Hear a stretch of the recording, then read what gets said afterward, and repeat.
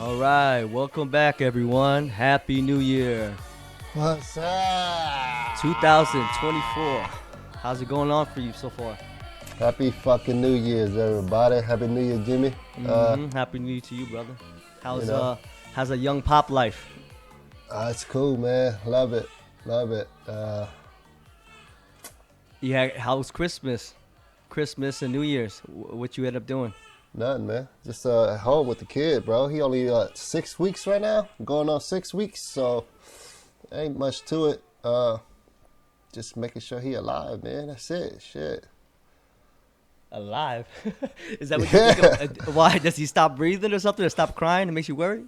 it's a funny thing. My cousin in Vietnam, he just had a son too. He was like, man, yeah, the first year was like just keeping him alive, man. Really, there's not much else you could do. But I was like, there's a little bit more you could do. I guess you can enjoy the experiences of him growing. You know? Man, fuck that, man. I didn't expect. That's what you're supposed to say. I'll tell you, the first year was a struggle, man. It's like you constantly just, for me, Yeah, it's constantly just changing diapers and rinse and repeat. Half the time. I mean, I had the luxury of not being my wife bathing my children, and they took care of that. But diaper changing, yeah. that was all me most of the time. Yeah. Huh. Yeah, yeah. I take care of it most of the time, but me and her we pretty much split. I would say. Uh, So how it's how does the it, feeding and stuff work? The rotations? Did you guys come to an agreement? yeah. So she's doing two every 2 hours right now. And then she would tap me in every like two after every two feedings, so I get a little bit more rest. But right now I'm trying to stay up until the later feedings. So after the later feeding, I can stay up till like 3, 4, 5, 6 type of shit while she can rest. Wait, so are you bottle feeding now or what? Yeah, we just started bottle feeding like 2 days ago. Oh, nice. How's that But for going? the first month we were just strictly breastfeeding. It's cool. He's taking a bottle. So, yeah, one of her close friends, they got a 3 month old, and he hadn't took the bottle like easily too. So I'm like, damn, we blessed, we lucky then, you know. Yeah. Yeah. So he been chill, easy, man. I ain't got no problems really. Uh, it's just we just on his time right now. You know what I'm saying? So he adjusting to the world. So it is what it is. He cool, right? He don't just cry to just cry. You know what I'm saying? He cried to let us know when he's hungry or he just shitted or pissed or some shit. You know what I mean? Other than that, he up for an hour chilling, Can you hour or two, and go back to sleep. did you get used to the cries yet? Like, can you tell the difference between the hungry Yeah, cry, the pain cry, and the what was the other yeah, one? The attention cry? yeah. I was just talking to my buddy yesterday. Shout out my boy Wilson. He got a 1 year old, 16-month-old son now Okay, too. So we congrats to be Wilson. yeah we be chopping it up and checking in, see what's going on. So he been yeah. I was just telling him how I could kind of tell with the different cries and shit of my son, because he kind of like straining, like he feeling like he taking a shit, like that. It's the same thing, It's like he got a burp. For him, that's what it means. He got a Well, burp. wait, So he's making what noise? like a straining noise, like when he cries and it goes, Like a like a like like a moaning noise, like grunting type of thing? like a grunting. Yeah, yeah. Okay. I kind of linked that to him, like, yeah, he got to burp more, because after I burp him a couple times, I think he's cool, but he's not. Still does that noise, and then I keep burping him, and then after I hear a couple more burps, then he's just chill after that. Okay. So And yeah. so you got the burp cry down. How about the hungry cry?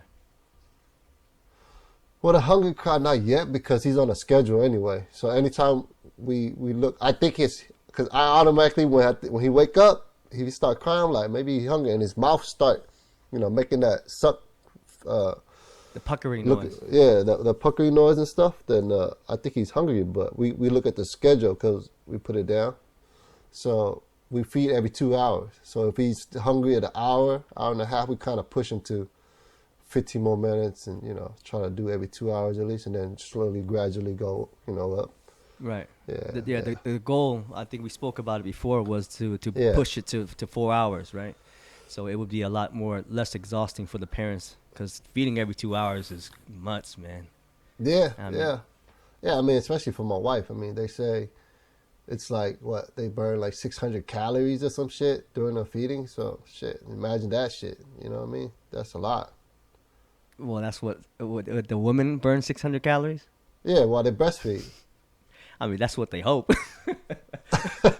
Man, I mean, shit. They, If they're burning 600 calories just sitting there while their body's producing milk and shit, so I guess it is tiring, right? I mean, I don't know. right. Yeah, yeah. I don't really know exactly how much that count was, but I remember we had this discussion about that back then because I was like, man, how is it that this female is burning 600 calories, 700 calories, and she's still, yeah. Yeah, she just chilling, really, but she ain't breaking a sweat or anything. That's why I was like, damn, 600 calories? Shit, all right. Said, fuck taking a walk. Just because, wait, so 600 calories. So you're saying if she's over here just pump and dump, right? Yeah. She's burning 600 calories. Yeah, supposedly. I mean, I didn't look it up, but that's what I heard from somebody. That's interesting. I got to look that one up. Yeah, I know you burn calories. I mean, that's what people Could be say. like, I think it might be 500 something or 600. No, I've heard something like that. I mean, my wife was bragging to me about her burning calories by pumping milk before, so I was just kind of laughing about that. But I don't know how much of that is actually true. Yeah. But yeah, that's what I heard. For all the other the potential new parents that are coming in, you want to push the feeding to around roughly about 4 hours because it's very tough to deal with a crying baby every 2 hours, right? That's the goal, right? And how is the sleep looking like right now? Sleep for the first one was cool. I mean, obviously he's getting up every couple hours and he want to eat or he got to change his diaper. So he cries every time he pisses shit. So we got to change his diaper and then rock him back to sleep. It is what it is, you know what I'm saying? We sleep when he sleep.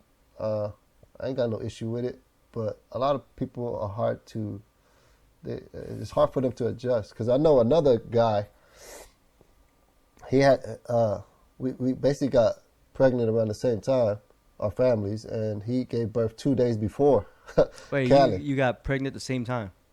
Basically, his daughter was born 2 days before Callan came out, my son came out. Okay.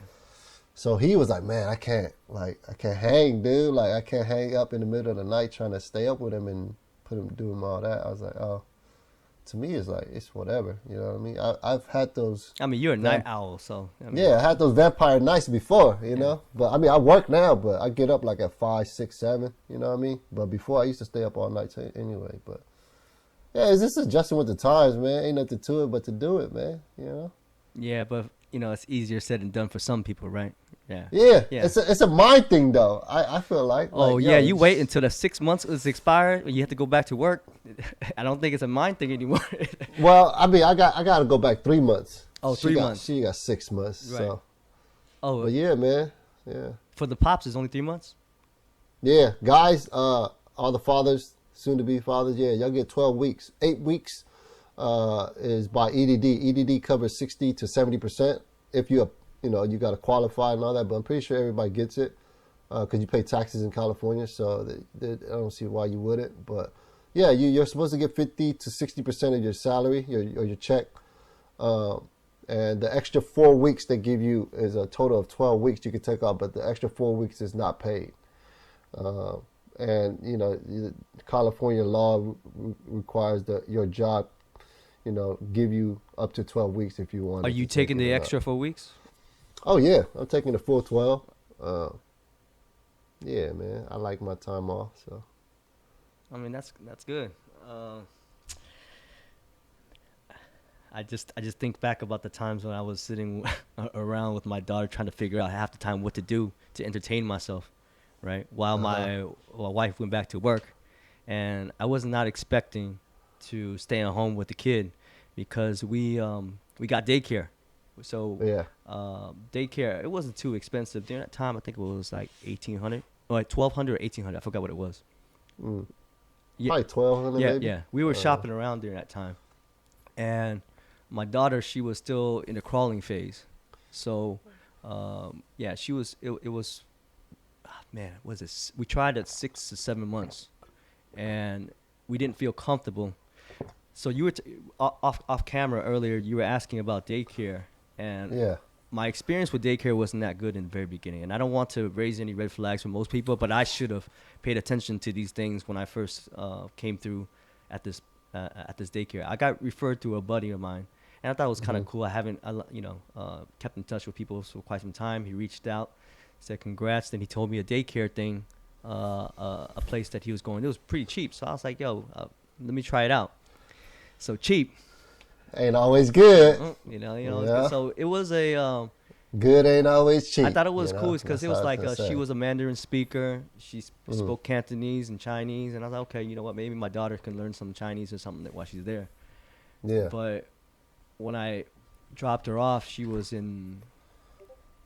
screaming on top of her lungs, like it was the Oh, first time shit. she ever Yeah. got separated from her parents. And babies, some of them, they have separation anxiety, right? Yeah. Yeah. Yeah. And that's something that we had to learn how to deal with. And you drop them off and, hopefully hope for the best, right? Mm-hmm. But I should have, during that time before I dropped her off, you kind of scope out the scene. You think to yourself when you're shopping for daycare, okay, I got to find a spot roughly about 5 to 10 minutes max away from my house, right? Mm-hmm. And Convenience, man. right. And then secondly, the hours have to match up. And with this place, I just wanted to see everything good in the place because I was desperate. I was like, the struggling father taking care Yeah, of a hell newborn. yeah. I was like, oh man, it's going to get her off of my plate right now. Well, I don't want to say Yeah, it like yeah. that, Yeah, of course. but at that time, what you want to call it, I was so desperate to hand it over the baby to somebody else to take care of because I had to take care of my business Yeah. and and work or whatnot, right? And there was all red flags all over the place, and I chose to ignore it.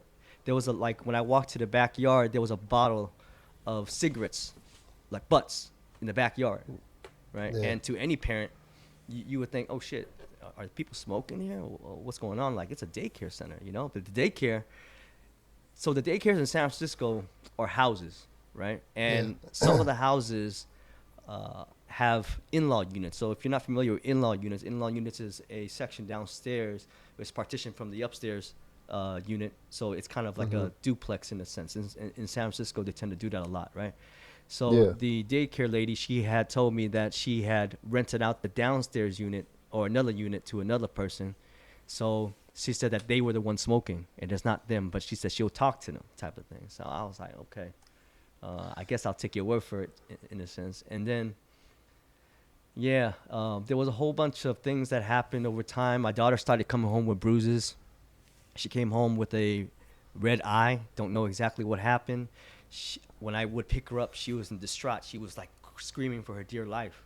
Like she was like save me in a sense, right? And I was like, yo, what's going on? It's like, and then I asked her, I said, hey, what's up with her eye? What's going on? Yeah. And then she was just said, oh, what eye? And she looked at, oh, I don't know what happened. I said, what do you mean you don't know what happened?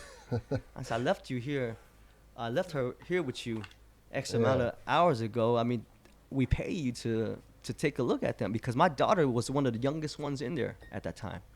So usually daycares from, baby until 2 years old, right? And sometimes 3, depending on, your situation. Then after that, then you can go to pre-K at 3 years old and stuff. So, she had all these red flags, or there were all these red flags, and I chose to ignore it. And then I end up having to call child services, man, on them. Yeah. It got really ugly because she came home with this is not one time. She came home with diaper rashes for like at least 3 times until I finally said, I had enough. Like, I can't leave my daughter. She came home with bruises, came home with a blood in her eye. Don't know how it got there. Then diaper rashes. I was like, oh my God. So I just pulled her out, and then I told. We didn't even call child service at that time, right? But then we tried to get our deposit money back because we said, you know what, this is not working out. We did a full month with them, And I said, yo, can we just get the deposit money back? And she refused to do so. And then it got ugly when she Yeah. didn't want to give our deposit money back. And we were like, what the fuck? I was like, we're not planning on, staying here. It's the month is up. She goes, no, you can't. I was like, wait, hold on. And then it got whatever. Then she said something to my mother-in-law, and my wife. And they were speaking Cantonese during that time. And she made a comment where she had said, oh, I know what type of people you guys are. And she's like, what type of people? And then it got really ugly. And then, boom, my wife had enough of it. And then she called child services. They rung her doorbell. And then we filed a civil suit on them to collect that deposit money back. Because it was $1,200. You're not going to give that shit away to somebody, right? So as soon as we had our cop buddy, serving papers, they got spooked. And then after that, they gave the money back, and we just dismissed the whole thing. So, yeah, sometimes you just got to take that route, because a lot of people, they just think they can get over them. Yeah, man, take advantage of your tax dollars, man. So you know what I'm saying? To top this off, right, I left this part out. I went to a gym, and I bumped into my daycare lady at the gym. I'm like, what the fuck? I said, what the hell are you doing here? Aren't you supposed to be watching my kids? I was like, what the fuck? And then she just, she just went, hi. Oh yeah, I'm going right now. I just, she said there's people there. So in any daycare center, I believe that you're allowed to have, if you have the license, you're allowed to chaperone 7 people per license, right? 7 kids. 7 kids. And she had 2 employees that worked for her. But when we had, every single time we went in and out of that place, there was a language barrier. They didn't speak a lick of English. So, I mean, that's what happens when you pay cheap to have somebody else. Yeah, they probably ain't got no paperwork, too. You have to check their paperwork, too. Yeah, but anyway. They probably ain't got no permits. Or they probably got it. They just paid somebody off for that shit. Yeah, so that was that. I mean, that was a whole big headache, but my message to everybody is that if there's red flags, just question it a little bit and do your due diligence, man. But and like I said, please forgive me during that time. It's because I needed help, and I was desperate. And I just wanted anybody to take my daughter at a time so I can get back to work, type of thing, And this was like 6-7 months out of being a dad, and I was struggling really bad. I'm like, as soon as my wife went back to work, and I had asked her, I said, honey, I can't continue watching the kid. She said, well, you don't want to throw him in daycare. I mean, somebody's got to, Yeah. So, what is your plans for daycare? Tell me about it. Well, so right now, her mom, my wife's mom, is going to be, she's down to help out while we go back to work until he starts walking. So I don't even know you want him to walk. I know. Now I'm like, fuck, I don't want him to walk. It's stressful. It's stressful. Because, that'll take care of at least 6 months. Because I'm thinking maybe he'll start walking at 1 at least, right? Some people start at 9, I hear. So 9 to a year. So I'm going to try to push him to a year to keep him from walking. And then my mother-in-law can watch him. And then from a year to being 2, I'm going to have my mom's hopefully watch him while we go back to work. So that's my plan. And then 2, her friend is in daycare now at 2. So, and they're at daycare from 8 to freaking 6. So I was like, damn, that's lovely. You get all that time to do your thing. That's a nice timeline. That 8 to 6 is good. Yeah, man. That's what I said. So I was like, yeah, you get to have some of your life back. You know what I'm saying? So that's the plan for now until he's 2, and then 3, 4. That's a whole nother story. But I plan to throw him into like gymnastics and shit like that. Oh, nice. Why'd you think about gymnastics? Yeah, so there's this. I've been on Instagram, just YouTube researching and shit, and I stumbled upon this dude, and he's a father of 4, So he threw his sons and stuff into sports and just activities just to keep them active. I was like, yeah, that's what's up, man. You got to keep them busy before they start just roaming around and Trying to doing dumb find shit. I feel. stuff to do to Yeah, occupy themselves. exactly. So he said if he was to do it all over again, he laid out the roadmap basically for me and the future fathers. At 3-4, he wants them to join. He will put them into gymnastics so they can get used to their bodies and know, there's certain muscles and activate that core strength and everything, So gymnastics is one of the most, you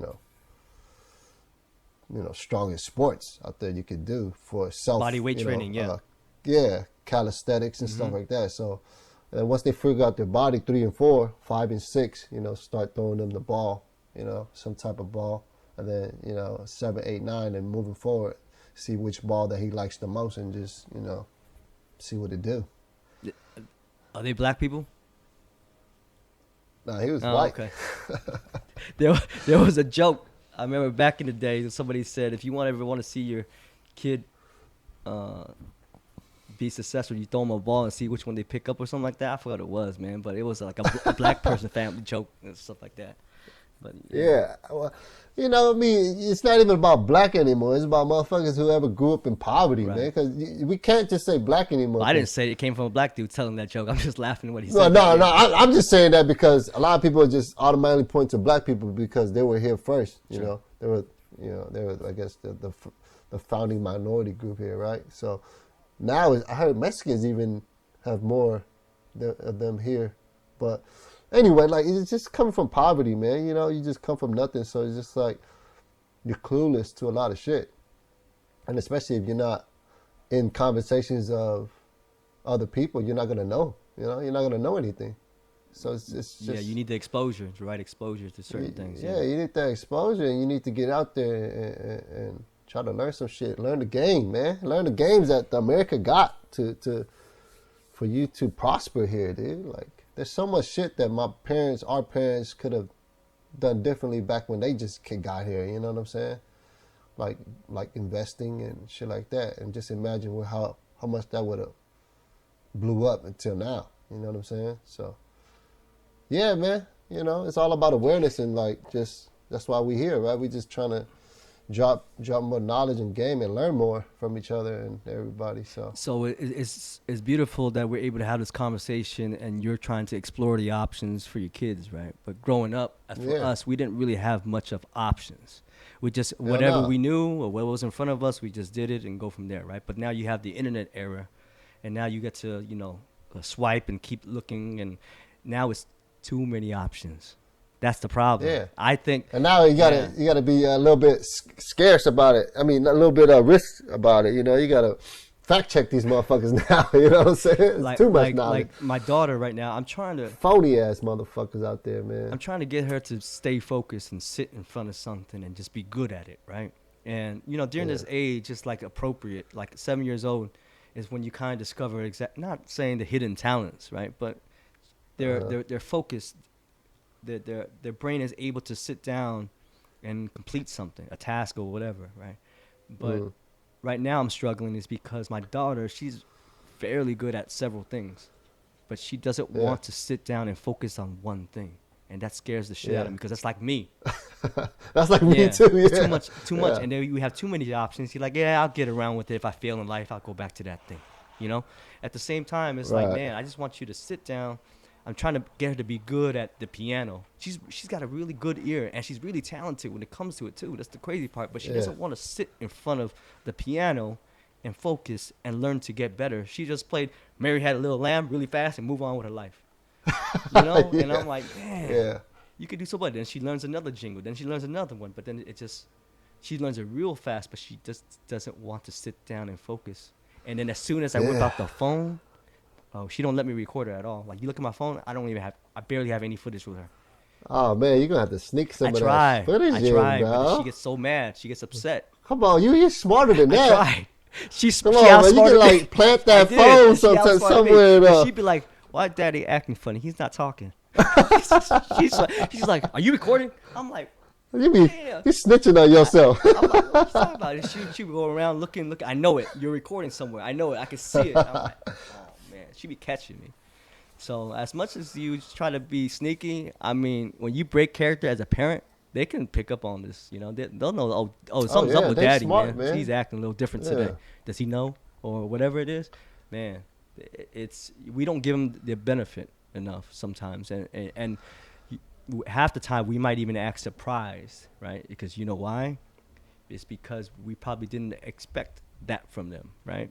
So yeah. yeah, Nah, man, kids are so smart, man. it's scary. Like I said, yeah, no, it is. That's why you have to show them you know what you feel is right for them. You know what I'm saying? Like I was talking to him about Wilson yesterday, and we was talking, and then he was saying like he thinking he trying to get down on some type of program, but we want to drop this program on him when we feel like he's picking up more like tells that he's absorbing the whatever clues or whatever that What do they you mean want to by give him. program?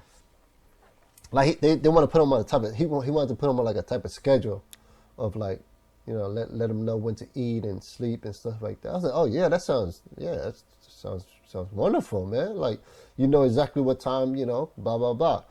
But he was like, but they think they want to wait until like he's more active with his mouth and shit. Like he can Vocal. talk more. I'm like, oh, bro, you can do sign language, bro. Like I've been like I said, I watch a bunch of shit, and then I see like parents out there teaching their kids sign language and shit. I was like, oh, that's hella dope. And then I see it hands off with certain people, and I'm like, wow, that's amazing. And then and another thing is like I'm in the Vietnamese supermarket, and then I'm hearing like Spanish cartoons, right? I'm like, Hola. okay, some little Spanish. Yeah, I'm like, there's some little Spanish kids around me somewhere. And I look around, there's this little Vietnamese girl walking by with her mom. She's just watching Spanish. I was like, oh man, that's fucking sick. Learning Spanish at a small ass age like that. And then, of course, Vietnamese and English. So I'm like, oh man, I can't wait for my kid. I'm going to throw everything at that What's motherfucker. the second language of choice that you would want them to learn? Well, of course, Vietnamese. I don't want to lose my native tongue, And like I said, man, the more languages we know, But do the you better. speak that at home with the wife? No. See, that's the hard part, right? Yeah. But I mean, we already agreed that we want him to do that, and we're going to speak more of it as he gets older. Yeah. So naturally, right now it's kind of weird, of course, but we'll get to it. You know what I'm saying? And then honestly, it might sound weird right now, but the sooner you start, the better, man. You got to plant that seed as early as you can, because if you keep procrastinating and waiting for you to teach, you're gonna have my kids that can't speak a lick of Vietnamese, and then every single thing that they know is just a bunch of numbers, Yeah. So my whole thing is I always wanted to go back to Vietnamese school, so this this will force me to go even more, because I'm gonna take my son there anyway. So I'm gonna probably be in the same class with him, learning while he learning too. So, which Vietnamese school are you referring to? Just the basics. No, which one? Is it in Oakland, San Jose, or wherever? I don't know. Most likely, I'm gonna try to find the closest one to my house. So convenience. Yeah. But who knows where we're gonna be at in the next couple of years, right? With this market and shit like that. See how the market goes. Yeah, it's yeah, that's a whole different conversation. Yeah, this market is very tough right now. It's confusing for a lot of people, and at the same time, it looks good, but it's building a lot of people being hesitant to make the move because they keep thinking things are gonna get better, right? So then they wait, but as soon as they wait, they realize that they show up to the scene and it looks like a Black Friday sale and everyone's lining up outside, So. Yeah, but it's cool. We ain't got to talk about that too much, because I don't want too many people to jump in our market. You know what I'm saying? Market's horrible. Don't shop right now. Yeah. Just do your thing, man. Just keep stacking, man. But but that's another subject to talk about. But back to the kids, man. But so that's the game plan, man. So 2 years old, put them into a little daycare. They take care of him, and then 3, 4, hopefully throw him into a gymnastics or some shit, and then hopefully he can be like a baseball, golf player or something. Yeah, prodigy. Because I really want to teach him golf because I just picked up golf last year, and like that's the only sport where you could still be like 85 and still play, like have a good round, you know. So like that's something I could bond with my son over until that day I'm gone. You know what I'm saying? So, and like I love the golf because of the uh, escape from the city life, basically. Because when you out there, it's just you just out there on the course and it's just green. You know, it's all grass and scenery and shit. So you're just peaceful. You know, it's clarity. Uh, so yeah, man, that's why I hella dived into it this year. It's a good reset, man. Just get out there on the course and just chill, dude. So yeah, hopefully I can teach that to him. Hopefully he likes it. But you know, Well, who knows? yeah, that's something that's not going to take its place for another 10 years in a sense, right? But yeah. Yeah, eight. Eight? A lot of people out here start the kid at 8. So we'll see. I don't know. Yeah, but we got to look at what's ahead of us the next 3 months you got off? 2 more months? Yeah, I got 2 more months. Yeah, you got 2 more months, right? And I think, wait, so after the 2 months, you go back to work, and then your wife is on her own. On her own for 3 months, and then she go back to work, and then her mom's gonna take over for at least maybe 6 months. So it's already planned out. And then my mom, hopefully for a year, I can give her a job for a year, maybe. We'll see. But my brother is also, my mom is also watching my nephew, my brother's kid, so he'll be 2. So we'll see how we balance that out. Yeah, so just make sure that you don't have any type of expectations when mom is watching them. You can only expect the TV to be on and her to do her thing, you know? Yeah, I already know. I can't, like, I'm going to try, you know what I'm saying? Try to guide her in a certain way, like maybe give her, like, all the tools that she needs to maybe teach them ABCs or something. And at the same time, she's teaching them Vietnamese, too. So, yeah, man, you know, I can't ask for too much, but, of course, I'm a payer. So I'm going to try to throw my 2 cents in there, too. You know what I mean? Then she going to say, you ain't paying me enough. I'm going to give her a nice little penny, though. I ain't going to, you know. But, yeah, man, it's exciting news, yeah. So another thing is New Year's is coming up, too. So I want to share this thing with me and my wife. So we tried, you know. It's definitely not easy. It's not as A to B like we would think it is because, like I said before, I remember I said this. We went to Hawaii. We took a Hawaii trip. That was right after COVID. So, you know, I wanted to get away, so I took her immediately somewhere. So we went to Hawaii for a weekend. You know, we was getting it on though, like a lot, right? And it just still didn't work. You know, she still didn't get pregnant. So. A lot of people were praying for us too, you know, and rooting for us, you know, and I'm very thankful for that and blessed for that. And we went to a temple in Marysville. I don't know if you heard of this temple in Marysville. It's one of the oldest Chinese temples in California. It was around when the gold rush was here too. And where is it located? A lot of Chinese people. It's north of Sacramento, about an hour out of Sacramento, I believe, north.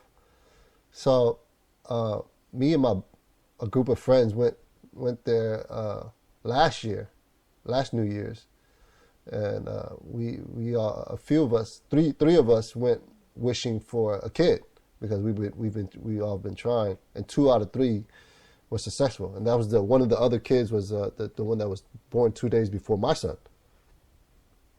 So I want to share with everyone who watches us, you know, the few couple people that, like, if they were interested into, and if they're trying or know somebody that's trying, it just doesn't hurt to go out there and see what it do, man. Because that temple is known for, like, knocking people up. A lot of miracle stories, bro. For real. Unless there's a bathroom in there that can handle the business and there's something magical about that place. Man, it's just crazy, though. But 2 out of 3 was there a reason why you guys specifically went to that temple? For that reason? Or yeah, or for you're that just reason. Saying that it was like randomly... No, for that reason. they're known for a lot of people coming there wishing for a baby and it Oh coming wow. true. And that temple is very famous. So it's so famous that Pixar from Emeryville, Pixar the movie company, they had a movie called Turning Red come out, Yep, and they I've kind heard of of it. based Yep. it off. Yeah, so they based that movie off of this temple. Oh wow. They gave a shout out to the temple and everything like that. So it's very known, man. So I would suggest a lot of people out there, if you guys are still trying, New Year's is around the corner this next month, and just go out there and drop some incense and burn some some monies for the heavens or whatever you call it. There's a little thing, you buy and just burn it for the gods and stuff, for your ancestors. Yeah, and you just put incense around for all the Buddhas over there, and just wish for a baby and see what happens, man. And wish for whatever you want. You know what I'm saying? But a lot And of don't. majority of people Yeah. go there. They do Yeah, that. and Yeah. for those who are trying and they feel like they kind of struck out or whatever, I mean, don't feel too down when you hear stories about people getting pregnant and stuff, like, because there's a lot of, I don't even want to say horror stories, but you know, like a lot of people going through Yeah. whatever you guys are going through as well. It's tough. It's not easy. I know somebody personally that, let me think, over 10 years of trying, right? Over 10 years Mm. since they got Mm. married and stuff, and then they eventually had to do the other route, which was the is it IVF? How do you say it? Well, there's a couple things. There's an IUI, and then there's IBF, IVF. IVF. Yeah. So they did the IVF and it Yeah. failed multiple times. I mean, from what he had told me, I think it was $50,000 for the first 3 sessions, and then 10,000 every single time after that, and he spent over 100K. So Yeah, yeah. So my understanding behind IVF is initial start is like 10 to 15,000. It's getting a little bit cheaper now because a lot of people are doing it, I think. So it's about 10 to 15,000 depending on the hospital. But the thing that costs the most is like it depends on how much hormones they need to inject into the female to make him more to fertile. produce more Is that what it eggs. Yeah, to more fertile. Yeah. So it ranges, right? So if you're a little bit more fertile than someone else, then it'll be a little bit cheaper. But if you're not, then they got to inject you with more hormones and, to produce more eggs or whatever, something like that. That's my understanding. That's why it costs more. But the other step is IUI also. IUI is a little bit cheaper, where they just, they take your sperm, take the guy's sperm, they clean it out, and they get all the strongest swimmers out of there, and then they inject that into the female, the woman. So to give it a little bit more passageway, I guess you could say, because they go a little bit further. So the swimmers don't have to really swim all the way up there. So they kind of inject it as close as possible The to egg. where they need to get to. Yeah. Wow. But that's a lot cheaper step, and it's like it depends on your insurance too, of course. Well, So it's, the cheapest you know. step is hit up the temple. and pray. Oh yeah, that'll cost you at least less than That's just $50. cost you You know some what I'm gas saying? money. Hopefully, you can cross your fingers on the way up there. Yeah, and it's New Year's. New Year's. If you follow the lunar calendar, it's our New Year's, and that's the time we go to temples and give thanks and ask for blessings. You know what I'm saying? So it's a perfect time, and that's why I want to share with everyone too. So yeah, look it up, Marysville Temple. If you guys want more information about that, you can send us a message or something. But I don't have it off the top of my head. But yeah, and you can't miss it. Just look it up, Google Marysville Temple, Bukai Temple, or something like that. But yeah, man, there's a lot of stories a lot of beautiful stories that come out of there. Unfortunately, there's some that are still trying, but don't give up. I mean, I was just talking to a good friend of mine the other day. Like, I know what's. It's good to hear, So I wanted to say it because it felt good for me to hear it. So I just wanted to let him know, like, don't worry about it, because at the end of the day, there's a lot of people still trying, but just don't give up. It's just a part of life, and just keep doing what you do, man. Don't let it get you down. You know, there's a lot of other options out there you can adopt to. You know, I was open to adopting. I still want to adopt. I don't mind adopting either because it'll probably get me past the shit and the piss stages. I adopt a kid like at 3 or something. You know what I mean? I don't know, but yeah, man. Just don't give up on yourselves and keep enjoying life. And this is another option that you could possibly do, and maybe it'll work for you, maybe it won't. But it's worth a shot, man. Yeah, adopting. I Worth a asked this shot. question the last week with my wife because I was just watching this TV show and they had adopted a child at a very later age. She was roughly around 12, right? And Okay. I was just thinking to myself, man, would I ever adopt a child that's 12? Because usually, I'm not saying that it's bad, but from the TV show, she had a troubled background, right? And she was in Mhm. foster Mhm. care, and I Mhm. was telling to myself, or asking myself, like, would I ever take on that responsibility of taking somebody else's child at 12 years old? Because that's a very tough case, right? Oh, yes, that's a Yeah, lot of because they work, man. come with A lot yeah, of trauma. and Yeah. yeah, especially when you're being given up from foster care. Clearly, there's a history of whatever Yeah. family, Trauma. you know. Yeah, Deep. so I couldn't even answer that question. I asked the question, but I couldn't answer it because I was like, I Man. want to be that good Man. person to help a kid out, but man, You got to be ready for that, yeah, man. You got to be ready for that. It's a big task, man. I know firsthand. Like, I know some people close to me, like, they went through a lot. So, uh, well, you it's a know big somebody that task, adopted a man. It's a kid? lot of, uh, no, I just know somebody that, had a daughter that was, in foster care. Oh wow, okay, And, trying to raise her was a big task for a new adult, basically, a new father figure that was trying to do right, and trying to tackle that hands on. It's going to be a lot of road bumps, on that path. But you got to be built for that, man. You got to go through a lot of turmoil, I guess, to kind of know to face that and be there to support a kid, man, especially a teenager, dude. They went through so much already, and now they got all these hormones jumping in and all that. Don't know how to act. You know what I mean? Especially coming from a female. I I witnessed the hormones with my wife, so I know a little bit how it can get kind of a little jumpy. So yeah, man, it's a lot to tackle, man. Uh, I try to help out as much as I can too with that. You know, Y- just yeah. because. The female body, the hormones is very tricky. It's because when I felt like my wife was this. I'm not gonna say she's the sweetest person in the world, right? When it came to her pregnancy, after she gave birth, her hormones changed and her body changed, and uh, even her menstrual cycle changed, right? And you they can become a lot more irritable.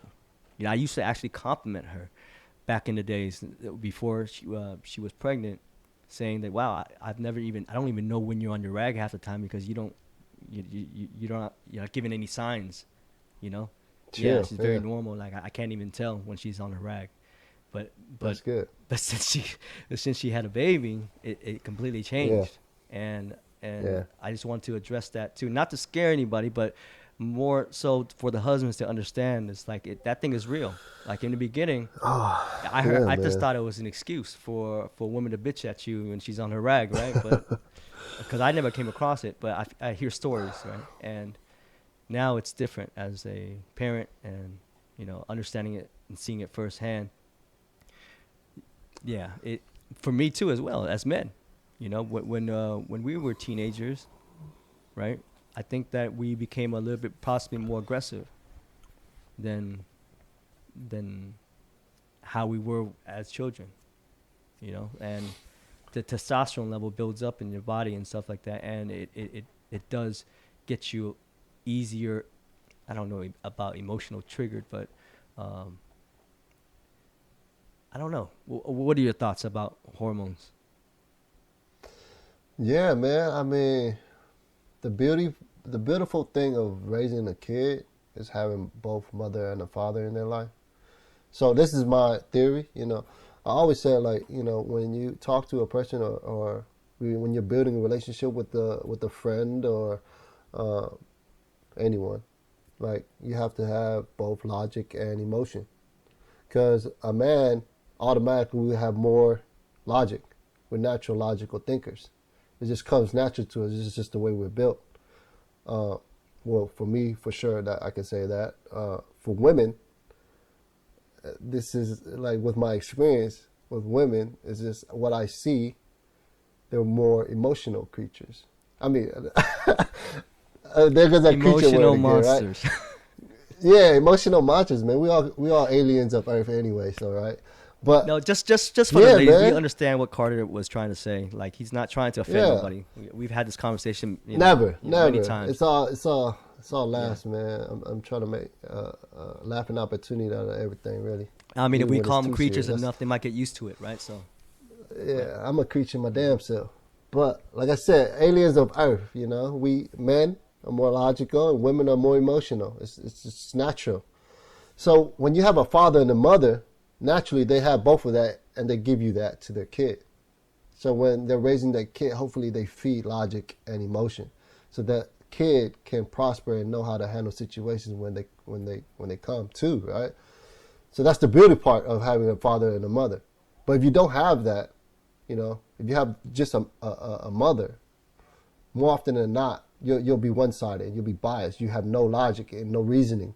So when you do meet a man, a boyfriend or whatever, you guys will continue to bump heads, because that's what happened to me.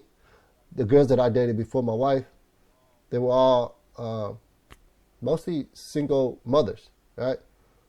So that's why I always had this shit. I'm like, fuck. It seems like I'm always like being a father figure to these girls, these women. I don't know why. Like why they don't know like certain shit, and I got to teach them that. Oh, makes sense, because they didn't have a father in their life to teach them that. So I was always like wondering why they don't get or understand certain situations in life, right?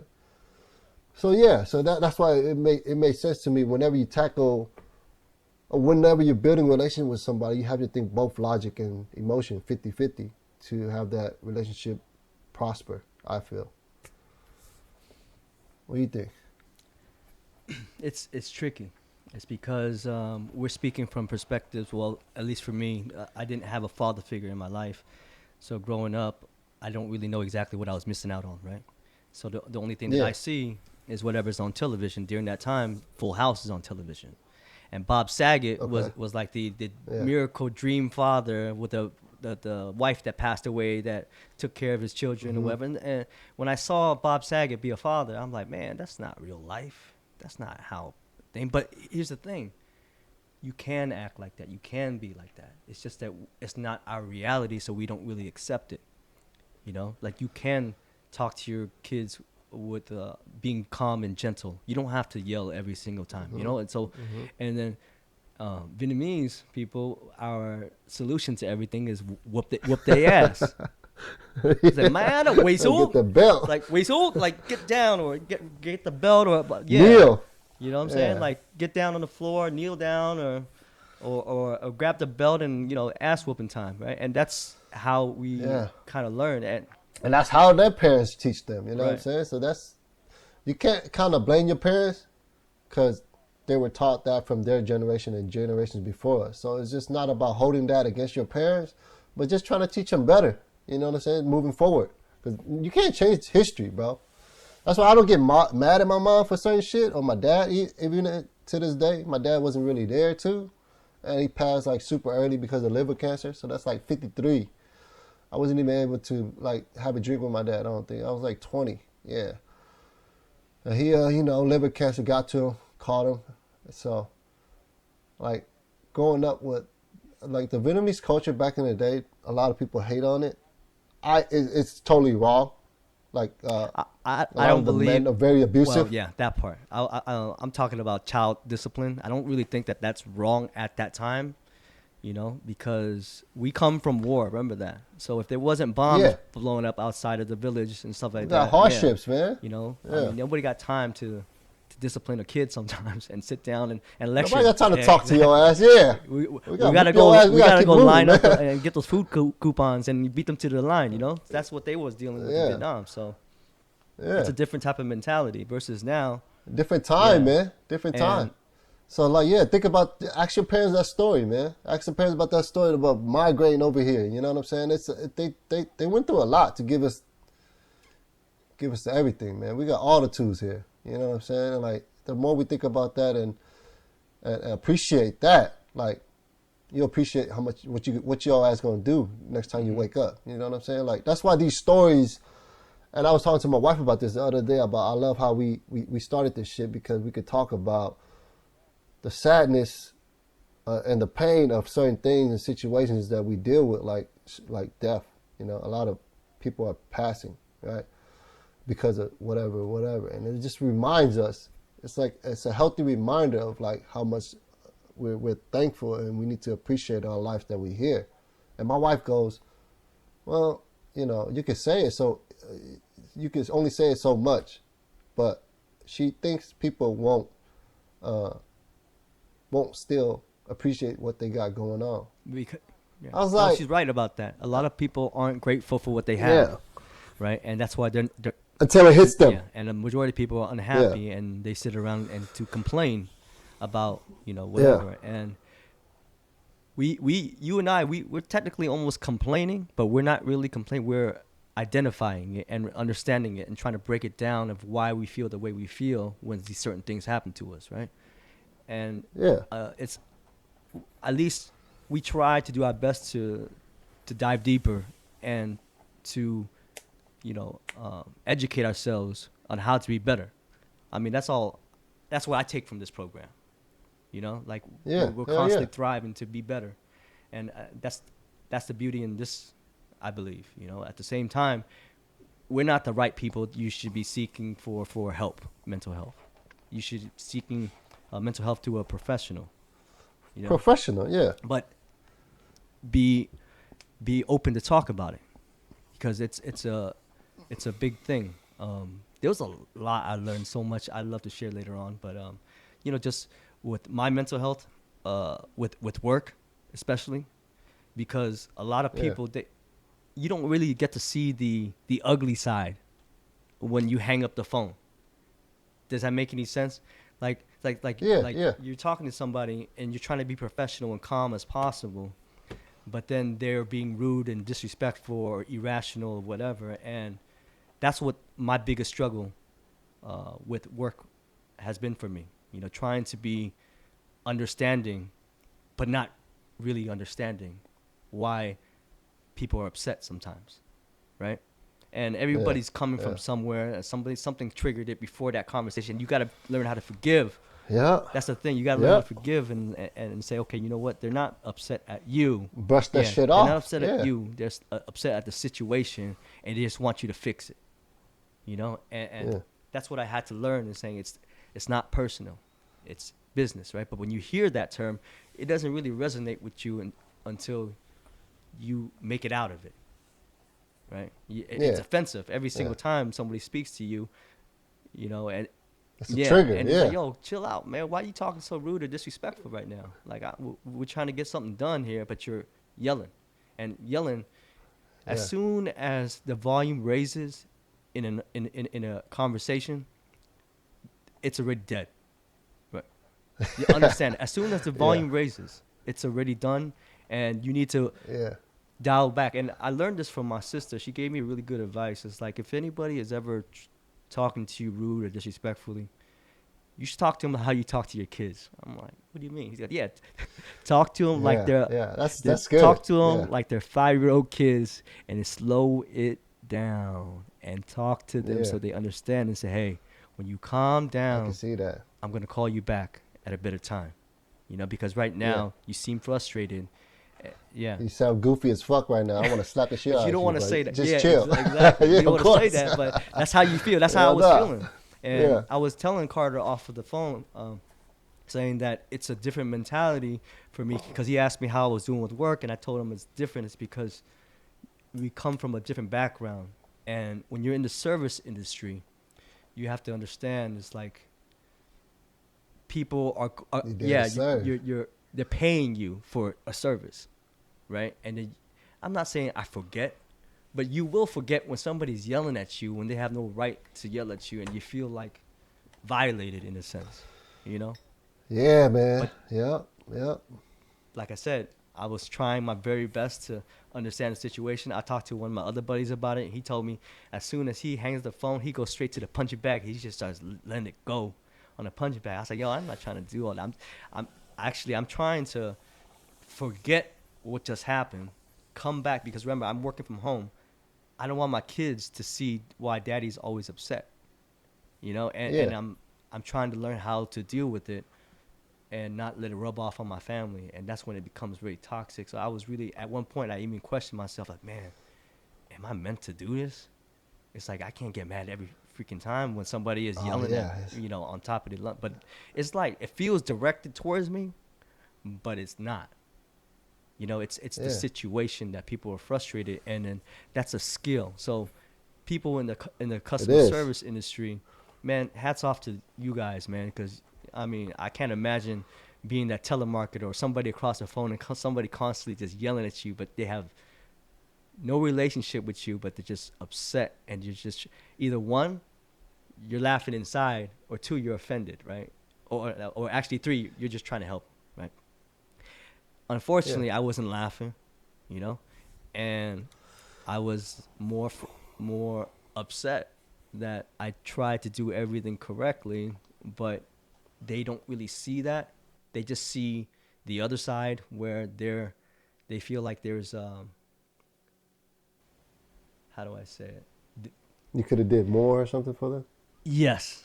Yes. I mean, here's the thing. A lot people call you because they expect certain things, right? Mm-hmm. And I mean, not they call you because they expect certain things. But people expect certain things when they have a service, right? That's why they go to you. When you Everybody's bar is different, man. right, It's different levels, right? right. So maybe they put you up here and you're like you're down here for them. They see and they're like No, trying to, but here's the you know. thing. As soon as I speak calmly, they almost the volume even escalates even louder. It's kind of strange, right? Yeah, Because that's a here's trip. the thing. Yeah. Like, why this motherfucker so So then I calm, man? realized they're calm. They don't like to see that. My buddy actually coached me on this. He says, I'm used to being the mediator, trying to keep things calm or whatever.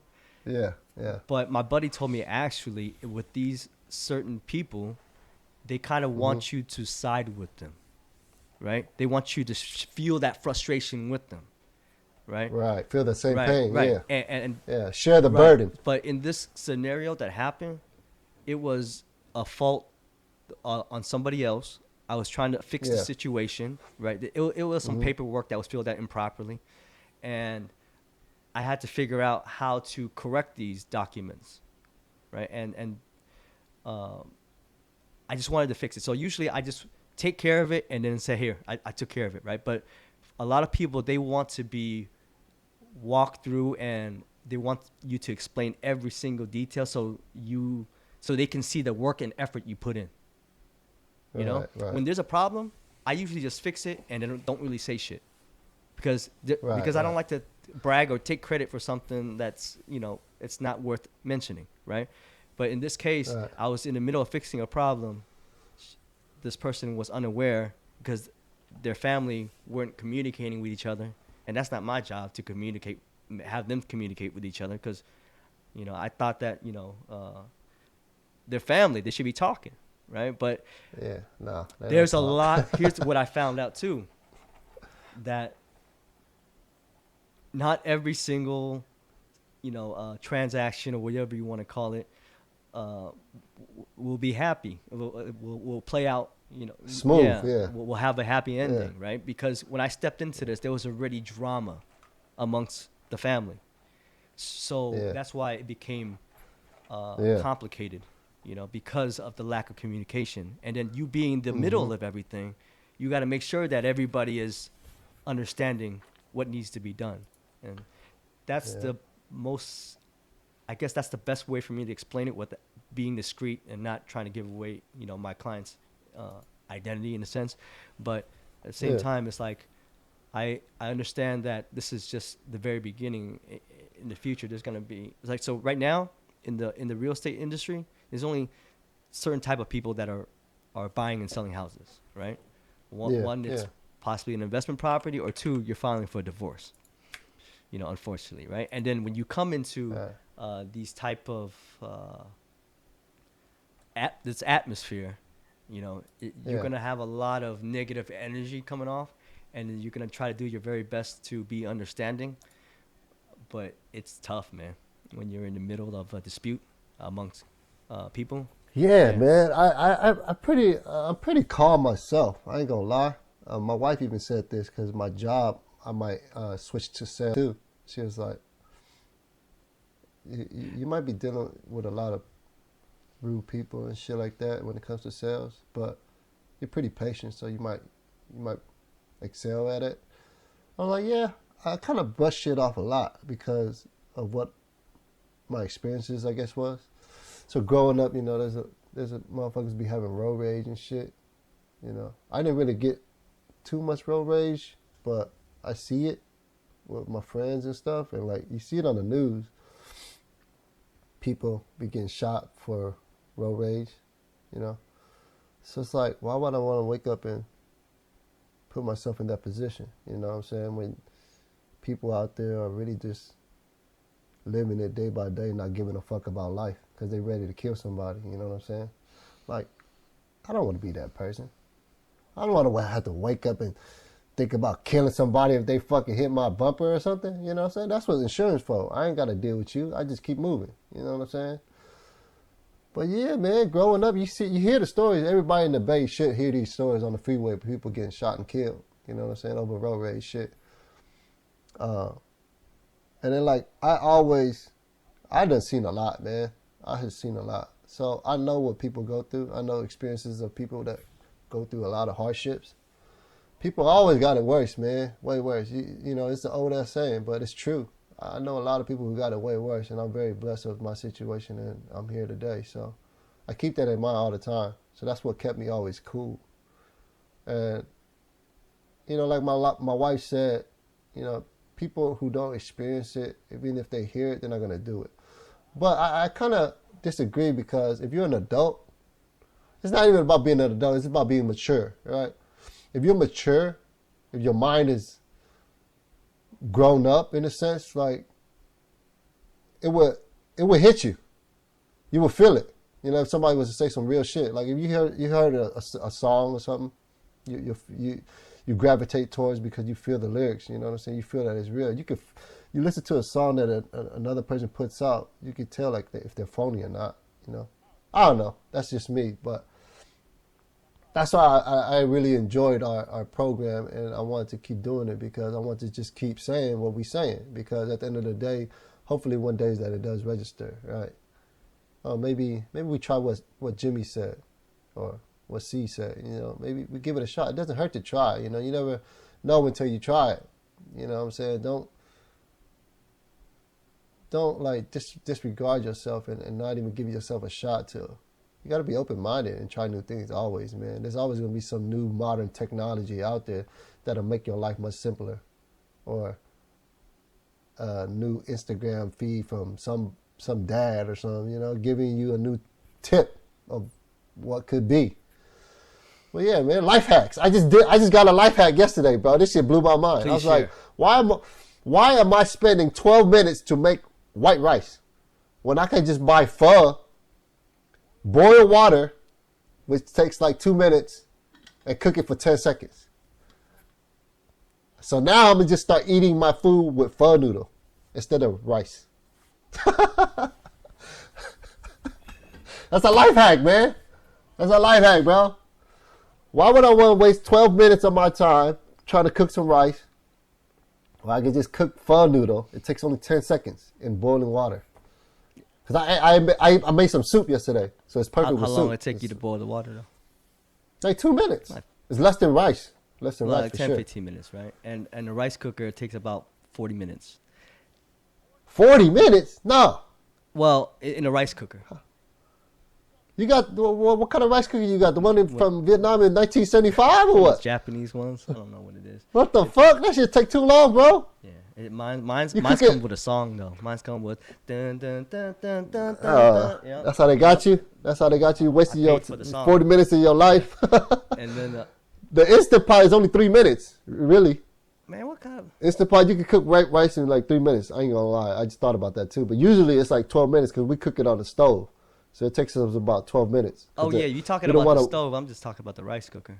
But Yeah, because we don't want to wash the rice cooker. That's why. So we just cook it on a small pot. so on I the didn't know stove. this until I was an adult, right? My family, we were growing up. We always left the rice in the rice cooker, and that thing dries it out.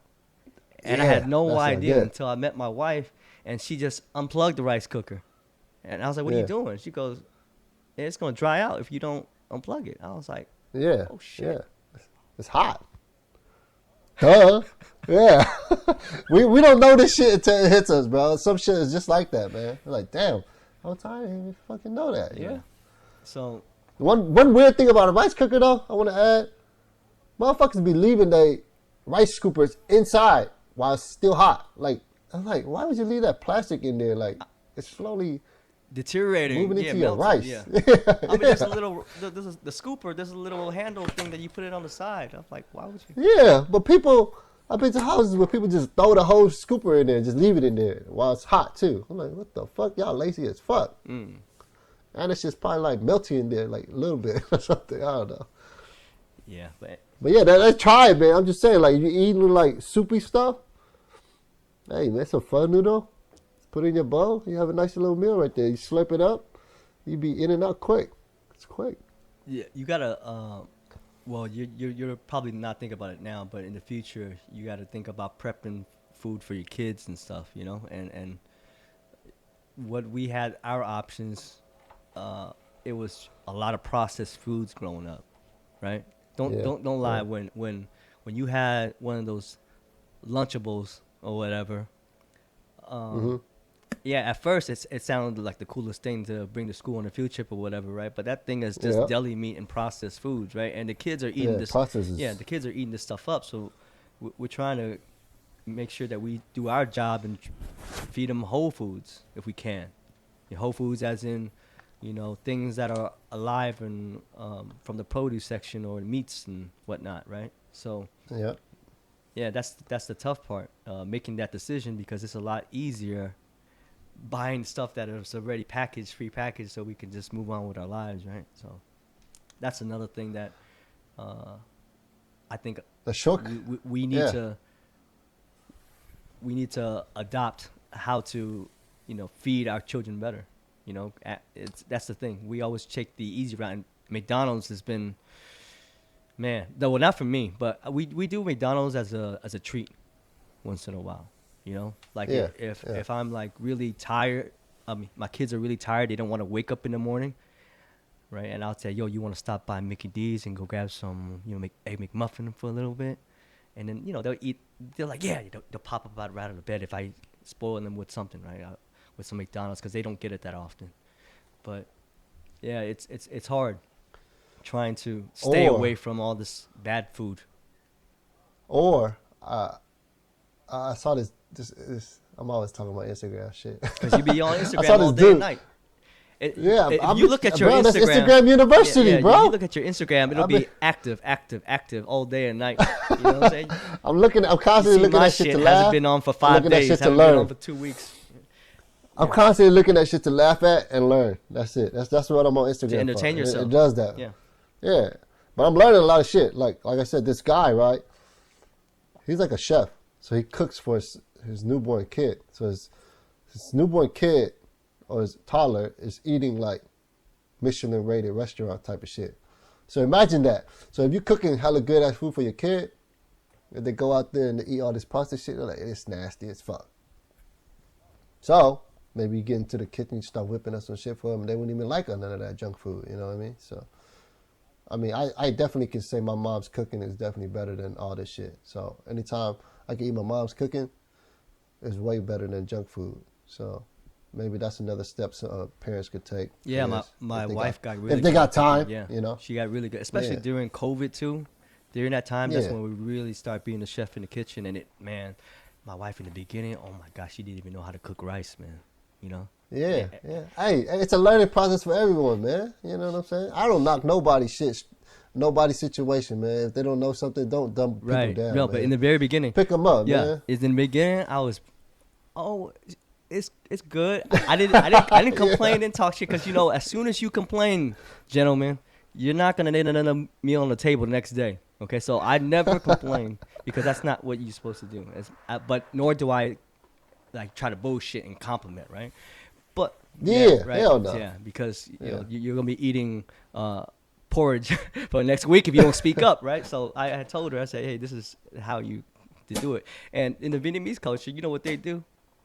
They put the little finger, right? They'll dip it inside the I think rice that's paper, a lot of cultures, right, to yeah. do the But measurement, that's right? what we saw, And then yeah. she would say, yeah, my dad used to cook the rice, and he would put his hand like this in there. I said, honey, but your dad's hand is bigger than your hand, right? So it's like you can't really use that as a measuring device. And fingers too, though. People fingers is different, though. So Right, exactly. I learned the exact rule.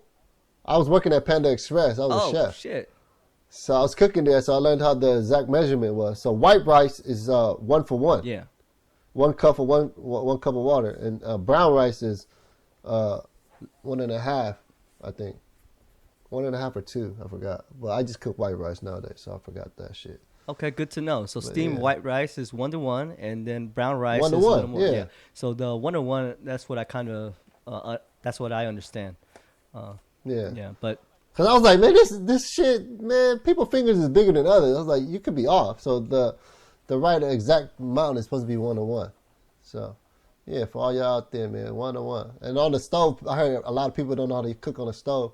It's easy too. It's you just boil it. Once it starts to boil, and then you put it down to a simmer, and you simmer it for 10 minutes.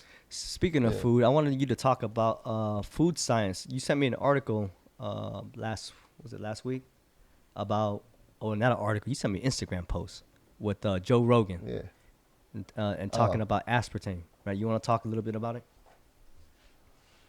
Aspartame. That's the Diet Coke. Correct. Right? And A lot of Diet Coke has aspartame in we it. were talking about Diet Coke Yeah. and the Right. how it's associated with autism, right? Tell me about it. Right. Yeah, so there's a clip of Joe Rogan. He was talking to, I forget who, maybe a doctor or somebody. I don't know, somebody on the show. They were talking about how they're finding the correlation between aspartame, which is in a lot of Diet Coke, and kids that are being born with, what do you call that? Autism. Autism, yeah. So, ASD. yeah, so it made me question because one of my childhood friends, her kid has autism too. So I immediately asked her, did she notice she was drinking a lot of Diet Coke while she was pregnant or before that? And she said no. So that kind of ruled that out. But they did a lot of studies behind I guess a lot of women, and they found that there's something related right there with the aspartame and women while they're pregnant. So I wanted to talk about that because after he sent me that article, I did some research of seeing how they got the data, and the data didn't really hold up too well. It's because Hmm. after I looked into how they got the results, it was basically a questionnaire that they did, right, amongst people that already had ASD children, right? Right, So right, that's kind right. of there's a term for it, right? It's not like a trial where we're gonna feed all these pregnant women, right, some Diet Coke, and then we're gonna see if Of course, you can't do that. you. It's not like you can't do that.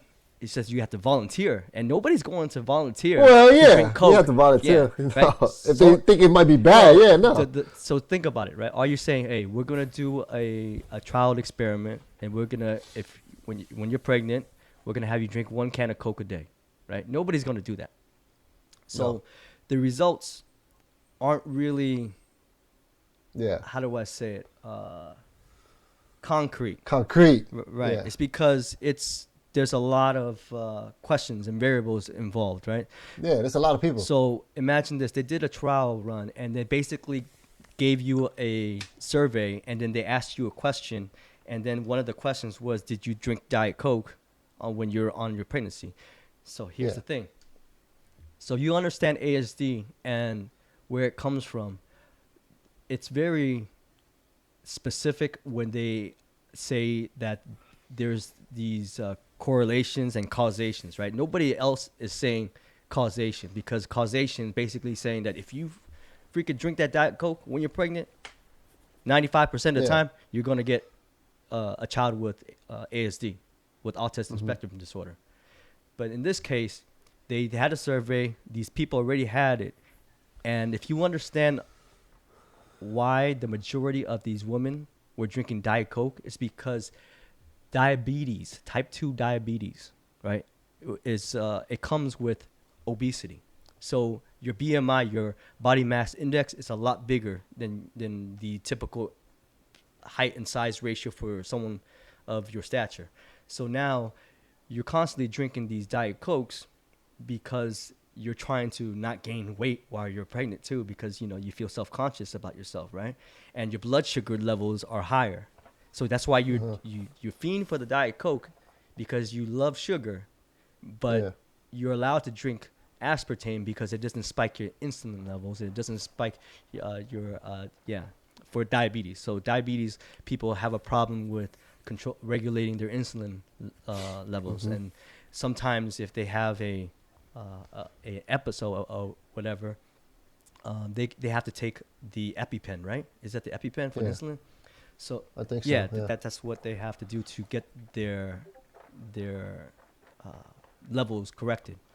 So that's Yeah. why this study, it doesn't really pan out, because there's So too many wide. variables, right? Yeah. And Yeah. then on top of the study, right?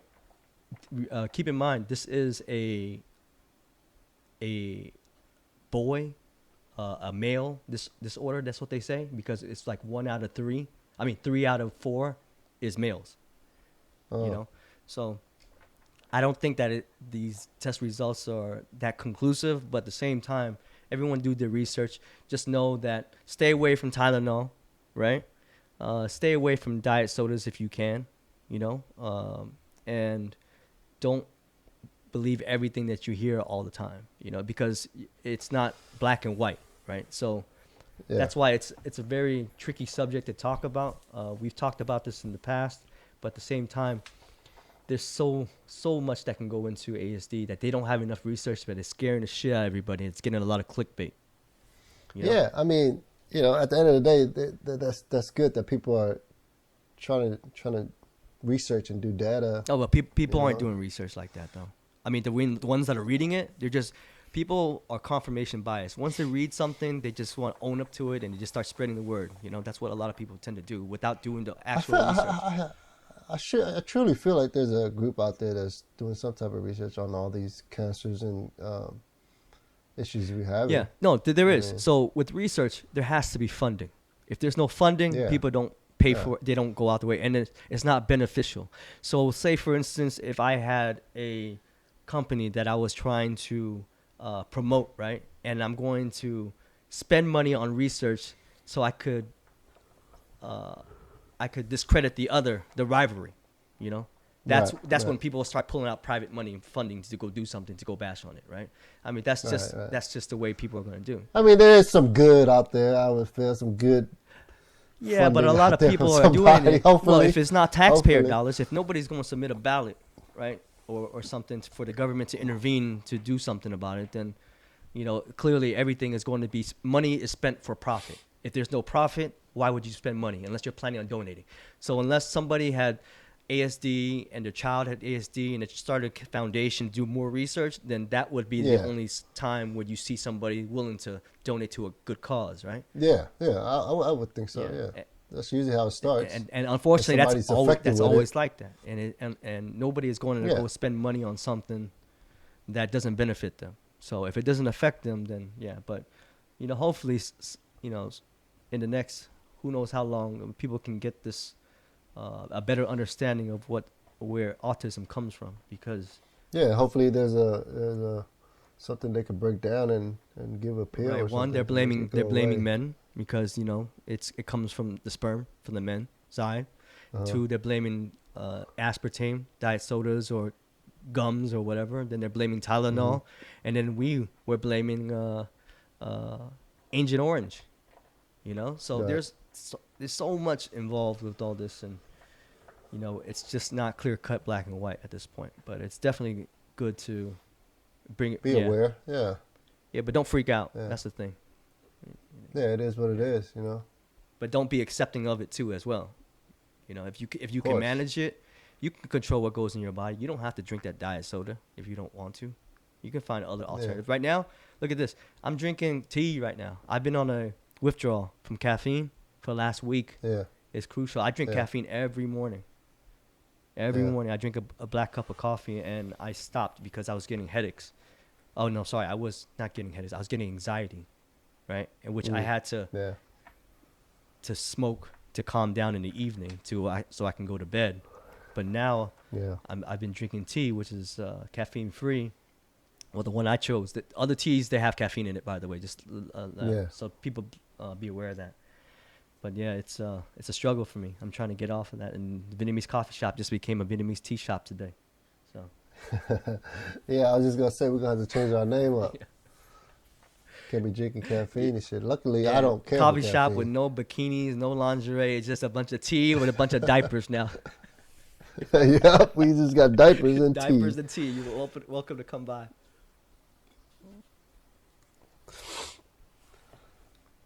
But yeah, man, people got to be aware of that shit. So hopefully we can touch somebody and maybe help somebody with that. But yeah, it sucks, but it is what it is, and just don't let it stop you from enjoying your life and doing what you got to do. Enjoy it in moderation, right? That's it.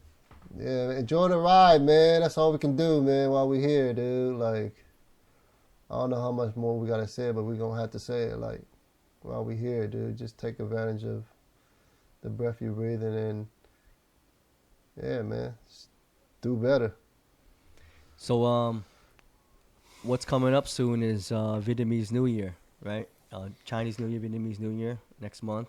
Yeah, You have yeah. any plans? Lunar New Year. Yeah, we should do another It's episode on New Year, right? it's Koreans, Japanese people, whoever follow the Lunar New Year. That's all the people that's gonna be celebrating that New Year with us. I thought the Japanese celebrated in April.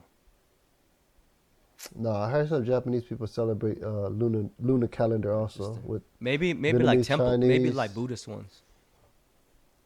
probably. Right? Yeah. That makes sense. Yeah, the Buddha culture, I believe, follows the lunar calendar. So, yeah, man, it's gonna be an exciting time, man. That's you and me. You and me. How do you say it? That's our favorite Yeah. holiday. So, Yeah. And this year I'm planning on going to San Jose. I'm gonna do you went last year too, didn't yeah, I you? went with you last year. But this year I'm Yeah. planning. I don't know if you're planning on going. Since you have the baby now, I don't think you're planning on bringing the kid out, right? Especially all the firecrackers. It's gonna be Nah. too loud. Yeah, it's too much noise, man. Yeah, I'm gonna be filming out Yeah. in the Grand Century. Festival Yeah, or just a century? yeah. Well, I'm gonna go with my company, and we're gonna go out and just shoot a couple of videos out there, do a couple of interviews with a couple of people. You know, Oh, yeah. okay. If people want to join in and stop by and say hi, you're more than welcome. Just I think it'll be a fun event. But yeah, this year I'm planning on being on social media a lot more, and man, it's been tough. I was practicing in front of the camera, talking in front of the camera. Man, it sounds so not me, like very professional. Like right now, I'm trying to find a medium between me and this person that I play on the show, right? It's because this person I'm playing on the show is someone that when I visualize who's going to watch this, I visualize my kids in the future, Yeah. and I want them to see their father, you know, as this type of person, right? But it's hard is because, the fun side, I believe, it's a little PG, and Hmm. yeah, I don't know when, it's you have to find that middle ground of what's acceptable to say on camera or whatever it is. And I want to have fun when I'm over at the New Year's festival, but I just got to keep it very professional. So Yeah, man. I feel like whenever I find myself stuck, like asking myself, what should I do or should not do? I just go on the YouTube University, bro. It's an Instagram University. There's a bunch of people, a bunch of therapists, a bunch of psychologists out there. They just giving away free knowledge of the craft. Like it's so much information out there. Like you could just look up, father to be or father trying to figure out how to approach certain situations. A bunch of TED Talks, man. I love TED Talks. You heard TED Talks? Yeah, I'm very familiar with TED Talks. I listen. Yeah, so TED Talks itself is very fact checked. The people that come on there. Yeah, TED Talks, but not TEDx though. Remember, TEDx is another thing. No, yeah, it's TEDx. Oh, TEDx Talks?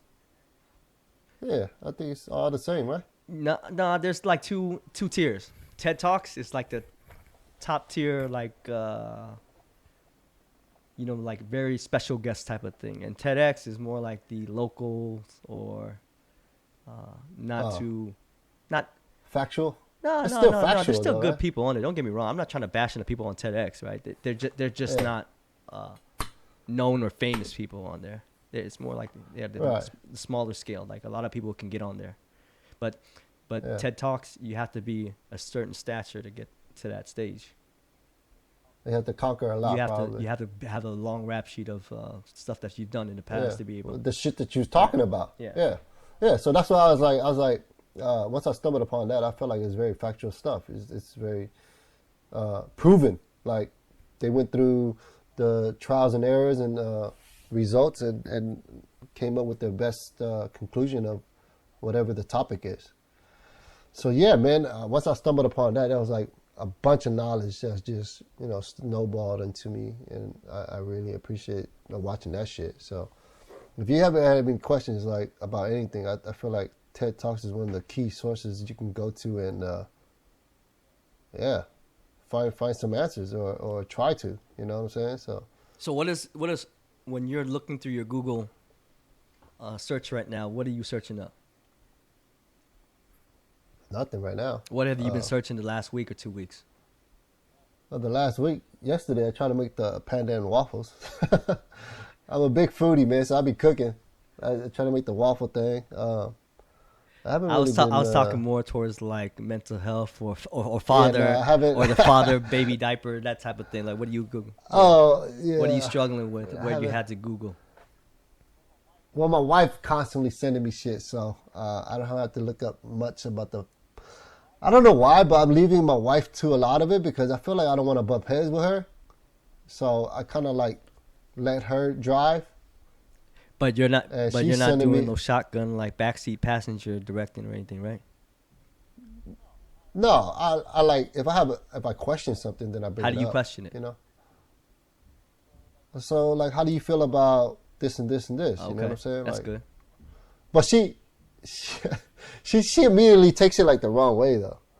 I don't know how am I delivering it, but that's what I think I'm delivering. How I'm You delivering. think you're it. delivering, or are you starting it off with why? See, I asked myself before I asked her too. That's like maybe how should I say this? Right. Hey, at least you. So I ease right, into that's it. good that you at least put some thought Yeah. into it, because Yeah, I have to because I don't want to bump heads. I with want to her. share It's this with just people too. I just recently got rid of the word why in my vocabulary. WHY. I no longer use that word. At least I try not to. It's because I realized that word why, it creates a defense mechanism in the other person on the other side of the table. Because it almost seems like you're raising questions or you're questioning their ability. So when you say okay. why would you do something like that, or what made you do, or why did you do that, you can say other things like, oh, what made you do that, or just other ways to say it besides why. There's plenty of other ways, right? So yeah. It's all in the delivery, delivery. man. I just recently yeah. been talked about. So with that too, I no longer use that. I hope like a lot of people can see why that word why is not a good way. you know, Yeah, I can see that. Yeah. to approach somebody, Yeah. especially when there's something that just happened, something negative happened, or something bad just occurred, or whatnot, and then it becomes like a blame game when you say why, you know. So Right. instead of doing that, be helpful, you know, or say, how do you suppose we fix this, or you know, whatever, because clearly nobody woke up in the morning to fuck up, right? Nobody. So Yeah. there's no point Yeah. of bashing on somebody's, you know, ability to complete something. We should only try Yeah. to No, assist them. man. We. So when you're talking to your wife right now, and you're letting her drive the wheel, if there's something that that occurs that, you know, causes problems or whatever, take a step back and see how you can say it where it doesn't come off like it's confrontational. You know. Yeah. Yeah, man. That's what I always try to do with my wife. That's So, good. you At least you're know, so rehearsing it, man. I just speak out of I'm my ass half the trying, time, man. you know, and that's not a good thing. No, me too. Me Yeah. too. Sometimes, you know, I get hot. You know what I'm saying? I can't control myself, but we're not perfect. We're all trying to get better. Right. And I want to show this too. Like I actually, you know, really try this to get better with the way we talk to each other. So I bought this, you know, Instagram, man. You know, Instagram, the freaking what you call that? Their ad algorithm is on point with me. I'm constantly buying shit, dude. Like, oh, I think I need that shit, dude. Like, they got me locked down to a T, man. So I ended up buying this, right? So this is a Team Tactics. Okay, it's like a shuffle card. It's like a bunch of cards, like what you call that? Board game Index type of card. No, it's like index card, and it can just give you like a little what suggestions on how you want to go about certain Read it. situations, Read right? it. So the first one, bring enlightenment, connect the dots from vision to execution, save time and energy by making sure everyone knows what they're supposed to be doing and why. So this is like a team tactics. So this is like a team building, I guess, ways to. So to can you lift to- that up to the camera and show the audience a bit? Well, no, So not me. it's Show just the like audience. Yeah. Yeah. So it's just like learning how to work with a team, right? Learning how to talk to them and tell them, oh, this, you know, maybe we could tackle this situation a certain way. Because I was planning to, for my job, have have my own team eventually one day. And then I just bought this, and I was like, this is perfect for building, Teaching you how relationships too. to lead, right? Yeah, so this one's about that, bring enlightenment. So it'll tell you like 5 different ways you can probably do it. You know, it's just learning about how you can deal and talk to people, you know. Team vision. People don't buy what you do. They buy why you do it. Create a shared team vision that inspires. Number 2, team values. Instill values that help you achieve your vision. Team strategy. Number 3, help your team make decisions and give purpose and the autonomy needed to get stuff done. Number 4, design principles. Empower your team to make design decisions in their everyday work. And number 5, a decision stack. Connect the dots from vision to execution. So it's just friendly reminders of and examples of how you can go about, you know, Executing certain shit. tasks. Yeah. That's Yeah, good. yeah. And this was this a gift or what was this? No, I bought it on Instagram. It's just I bought it myself. It's just Oh. What is that thing called ditch again? chaotic mess, design great teams. So it's like, you know, helping you coordinate your team and shit. A library of organizational and management tactics that help you design, grow, and nurture effective teams. Yeah, man. It's so important Yeah. that we understand that you shouldn't walk through Team tactics, you know, walk cue through cards, life on basically. your own, because I think that's one of these things where it causes a lot of frustration for most people because they feel alone, right? And they feel like Yeah. they can't get the job done right, or they'll never ever be able to make it through. And sometimes most people don't even feel like they could create a team because people around them don't give that type of vibe that you want to be around them too as well. There's a lot of you and your partner are a team, right? Yep. And a lot of people have a mindset of feeling like they should be doing things on their own because that's the role of a father, a husband, or even a single mother, right? Like they feel like they have to do things on their own, or some certain things are expected of them. It's okay to ask for help if you really need it, man. It's Ain't nothing wrong with yeah, that, man. you know. But It's the way society raised men, man, to be too prideful and take care of everything on our own. yeah, Kept in silence. but if you're asking for help too much, then you need to start learning how to do shit on your own, man. Yeah, I mean, to each their own. And at the end of the day, you know, you gotta figure it out yourself too. You don't want to rely on nobody, but at the same time, that's the beauty part of being human, man. The human creatures of Earth, bro. Like that's why we lasted so long, you know. Yeah, and I wanted to over dinosaurs and whoever else was before us. I wanted to add on to that too. I'm right now in a. I love my work. I love my team that I'm with. Like they got my back, and it feels great, man. Like not being alone, and feeling frustrated alone. Because man, if I had joined a company where I felt like a burden, and every single time I had to ask for help, and nobody would want to respond, or they always want something from you. Because here's the thing, right? It's technically almost asking for a handout in my industry. Because if they're not making money with you, right, then you're pretty much on your own. You know, and that's majority of people are like that too. Like, why are they going to waste their time?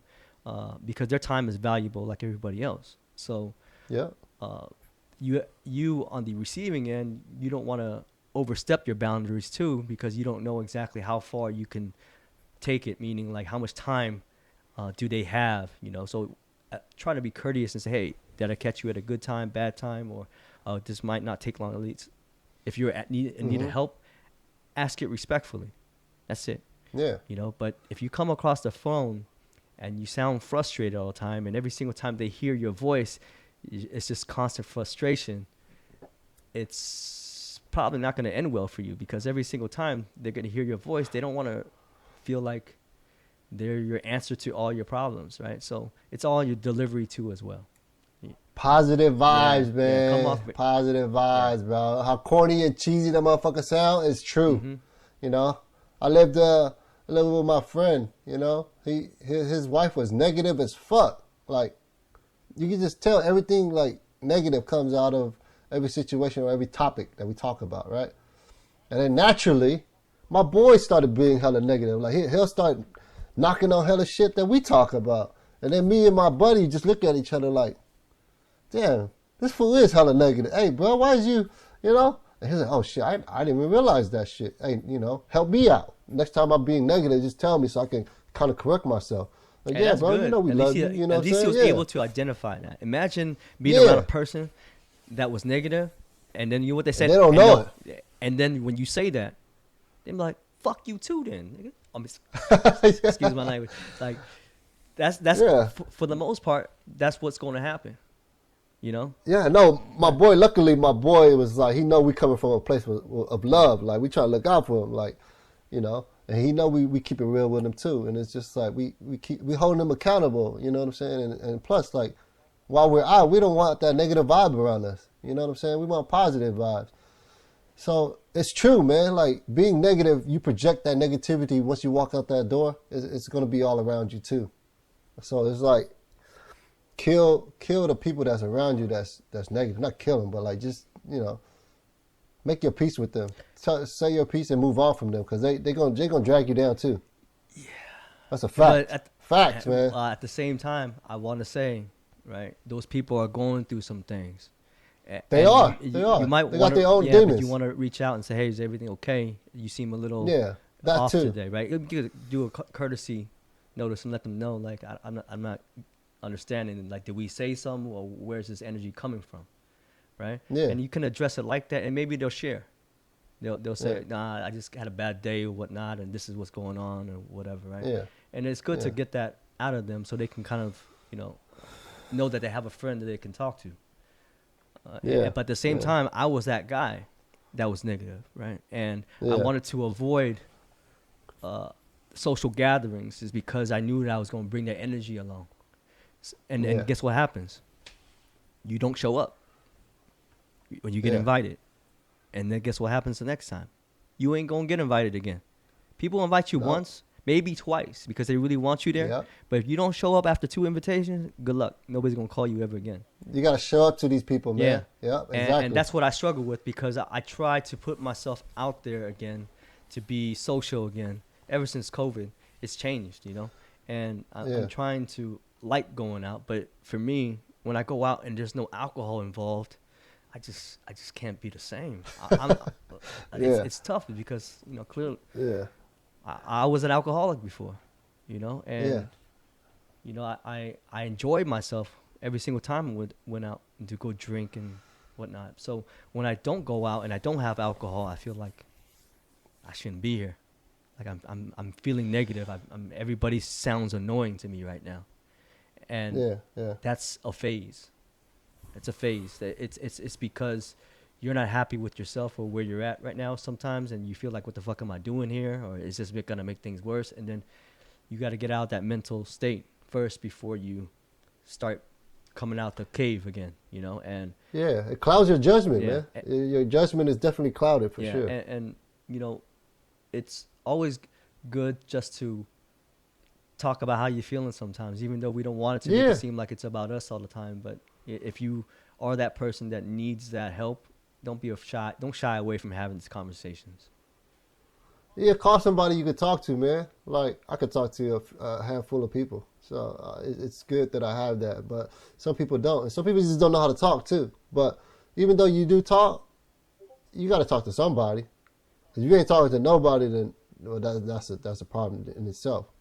You gotta get out there and talk to somebody. You gotta share these stories and these thoughts in your head. You can't just be holding them in to yourself. That's not good, man. That's not healthy. That's for why I was sure. so happy that I found my teammate. He's my mentor, and he kicks ass. Like, he understands me as a person, and he understands what I struggle with, which is my ego.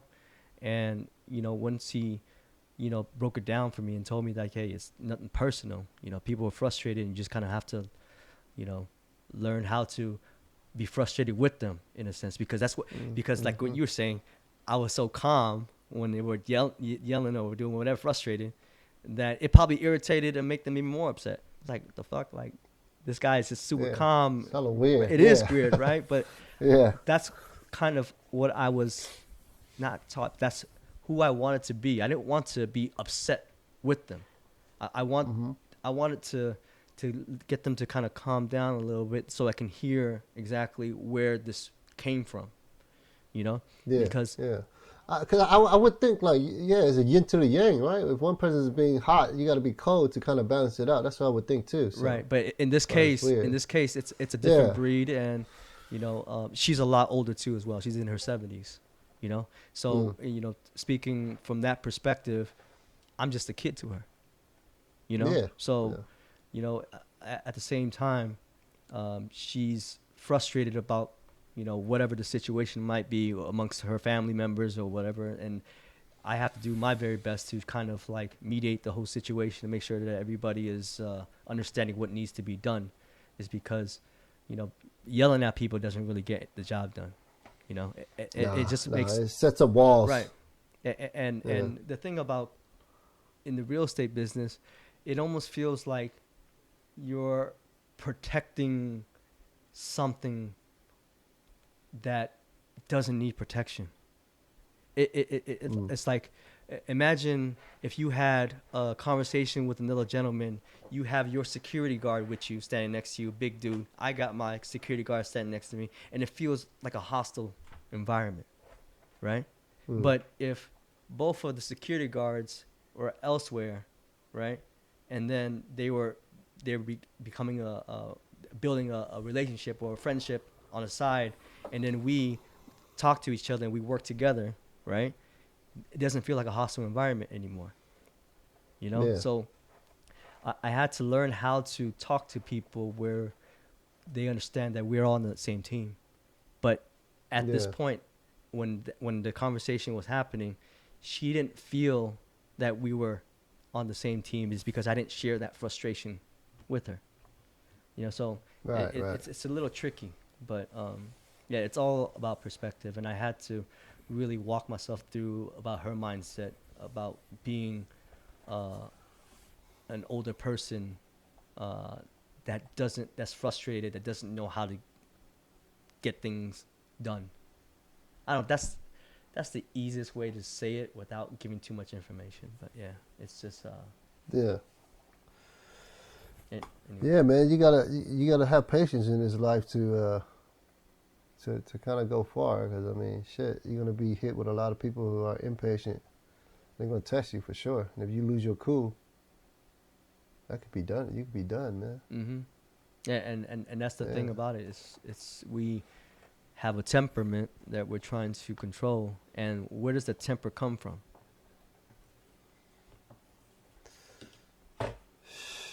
Yeah, I don't know. Words that we find that's irritating, right? And Yeah, it's but I don't know. I kind of feel like we have to be taught patience from somebody. If our parents didn't do it, our friends should, right? Me, I would probably say most of my friends probably taught me the patience side. My parents didn't do it. My parents were supposed to, though. That's how I how are feel. you taught I feel like, patience? well, like I said, growing up in the streets, seeing people die, from being impatient. Mm. Simple What as are you that. talking about specifically? Like road Oh, rage. okay. That's one of the top issues with people. People have road rage, and people don't understand that they could die from trying to fuck over the wrong person, flip somebody off, or freaking, throw some water on somebody's car, or throw somebody at somebody's car. You gonna find out that you messing with the wrong person. You're gonna die. There's 99% of everybody in the town right now is driving around with Okay, so guns. let's reverse it real quick. Let's So reverse it real quick. Let's not think about the person that's being the victim. Let's think about the predator, the person that's actually committing these crimes and going around doing the road rage. okay, Right? Those people.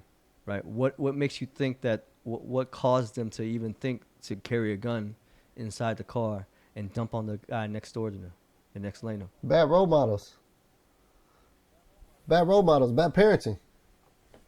That's it. Who brought you into this world? The parents. Yeah, they could be busy with working. My parents was. They were busy working on 9 to 10 every day. They just grinded. Nobody really taught us how to be a good friend or be a good civilian in society. You know what I'm saying? Who were the role models? You know what I'm saying? Who they listen to? Rappers? They got dumbass rappers out there just talking about nonsense all day too. Like living for tomorrow, don't give a fuck, rob, kill anybody, shit like that. We don't So know. I pull up next to you, right? And then I honk at you, you pull to the side, and then you give me the middle finger, you say F you, whatever, right? So Yeah, the person inside the car being flicked off is feeling mad because their ego has just been tested. Like, they don't get, yeah. oh, this guy doesn't respect me. That's why he gave me the finger. I'm going to teach him a thing or two. Then I pull up, do the thing, and boom. Now there's a 2 o'clock and 10 o'clock news, all that bullshit, whatever, right? How can hmm you avoid all that?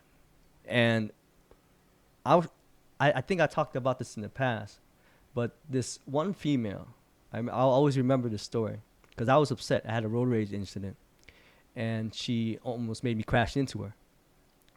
And then Yeah. she pulls over to my left, and as soon as I was about to roll down the window and yell at her, say whatever I was about to say, I don't remember what, I just looked at her lips, and then she said, "I love you," to me, right? And it caught me off guard, and I was, That's a and then good one.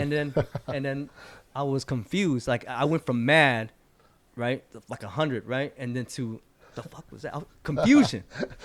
I love you. Don't Yeah, she hit just said, "I love you," me. and I read her lips, and then later on, she smiled at me, and she like kind of like tucked her head into Yeah, her yeah, shell type yeah, of thing, and yeah. I Her admitting her fault, yeah, but at the same time, admitting her fault, and making it nice, a fun gesture right, out of and it. that Yeah, de-escalated the whole situation. I just thought that yeah, yeah. share that is because there are ways To to do do things shit. correctly. Yeah, When somebody is mad yeah. at you, right? it's not good to yell back. It's not going to lead anywhere. So do No. your very best to hold your composure and kind of, but don't smile either. Is because if you smile, then it'll just kind of like piss. If somebody's mad and you're smiling, it'll probably get them even more angry. Yeah. Right? So, Oh man, yeah, I hear you, bro. I hear you. Yeah, but yeah, but you gotta practice these things. You know what I'm saying? It's not gonna come easy, but try to keep shit in mind. You know, you gotta think of all the ways, I so guess, because you don't want to be that instance where I you're on the so news and shit. speaking of the news, right? I wanted to shed light on this thing. I didn't do any research because I was kind of hoping that you kind of know a little bit about it so we can discuss about it. But there was a Vietnamese cop that was killed a couple Yeah, weeks ago. yeah, Do you hear about that? I didn't really look into it, but yeah, you want to share about what happened? yeah. So Tuan Le, man, rest in peace to a Vietnamese officer. Came from Vietnam in like '91, I believe. I don't know him personally, but he came from Vietnam to Oakland. Then was raised in Oakland, did most of his adult life in Oakland. He's 35, Mm. 36, was shot and killed from a armed robbery. He was just undercover trying to stop the robbery from happening. Maybe the shooters didn't know that they were in an unmarked vehicle. He was undercover at the time. From my knowledge Undercover is. like a decoy, like I like a guess, narc, like they or was he he didn't have in a suit or I mean not a suit, a he didn't uniform? have yeah, he wasn't in uniform. So was he? Like him and his Oh, so partner but he was on the were job though. on Okay. the job Okay. undercover. So he was a narc. Okay. So they were trying to prevent, I guess, Uh, future burglaries because this cannabis shop was getting robbed a lot that day. I think they were getting robbed like that was the third time that they went back and tried to, I guess, rob some more stuff. So I guess when Officer Twan and pulled up, they I don't know. I guess they thought. I don't know the full story, but maybe he pulled up and told them to freeze, maybe, and they ran off and shot at him. mm, Yeah, killed him. He caught one bullet to the head, I think, or he caught a bullet somewhere, and then didn't make it. damn. So yeah, man, it's Damn, fucked shout up. out to him, man. It's sad when you hear something happen in the Vietnamese community, especially a fallen officer, right? Like as much as I didn't like police growing up, but I learned to respect them now. It's because there's good ones out there, you know. Yeah, definitely good ones out there, man. My one of my best friends is a cop too, so it's a tough, touchy subject for sure. There's a lot of bad accidents that did happen, but all of them are not to blame for that. But they're out there, you know, trying to protect our community, man. And I immediately saluted this dude. You know, I don't know him. He's from Oakland. I seen him around, you know, from other circles, but yeah, a lot of my friends are close friends with him. So Oh shit. I was really sad, you know, and I donated to his family immediately. I just, you know, I just felt touched, man, because he was trying to protect our community, and another, he's a Vietnamese brother to me. So, yeah, man, I saluted him for sure because Oakland is fucked up, man. A lot of bullshit is going on. A lot of, I mean, it's so much, man, so much to, and that's why I was so thankful for him to commit his life to trying to, you know, keep our community and our friends and family safe. Yeah. I know that for a fact because he was a friend of family to my friends. So, and it could have been one of my friends that caught that bullet too. So it's fucking crazy, man. And it's too wild out there. It's a lot of man, I don't know. It's just not a lot of support. Not enough, a lot of I support in guess. the community to fight crime, man. I mean, it's Yeah, kind of so strange me they saying that out right there. now, but Yeah, because they're out there doing it nonstop. And, you know, just the other day, a buddy of mine was his barbecue, his restaurant was burglarized a year before, and they came back and tried to rob him again. So he pulled up to work, and then four cars pulled up, tried to barricade him, I guess, and he noticed that they were trying to jack him, so he dipped out. It was like 6 a.m, and he dipped out. He ran away from them, and they go on a high speed chase.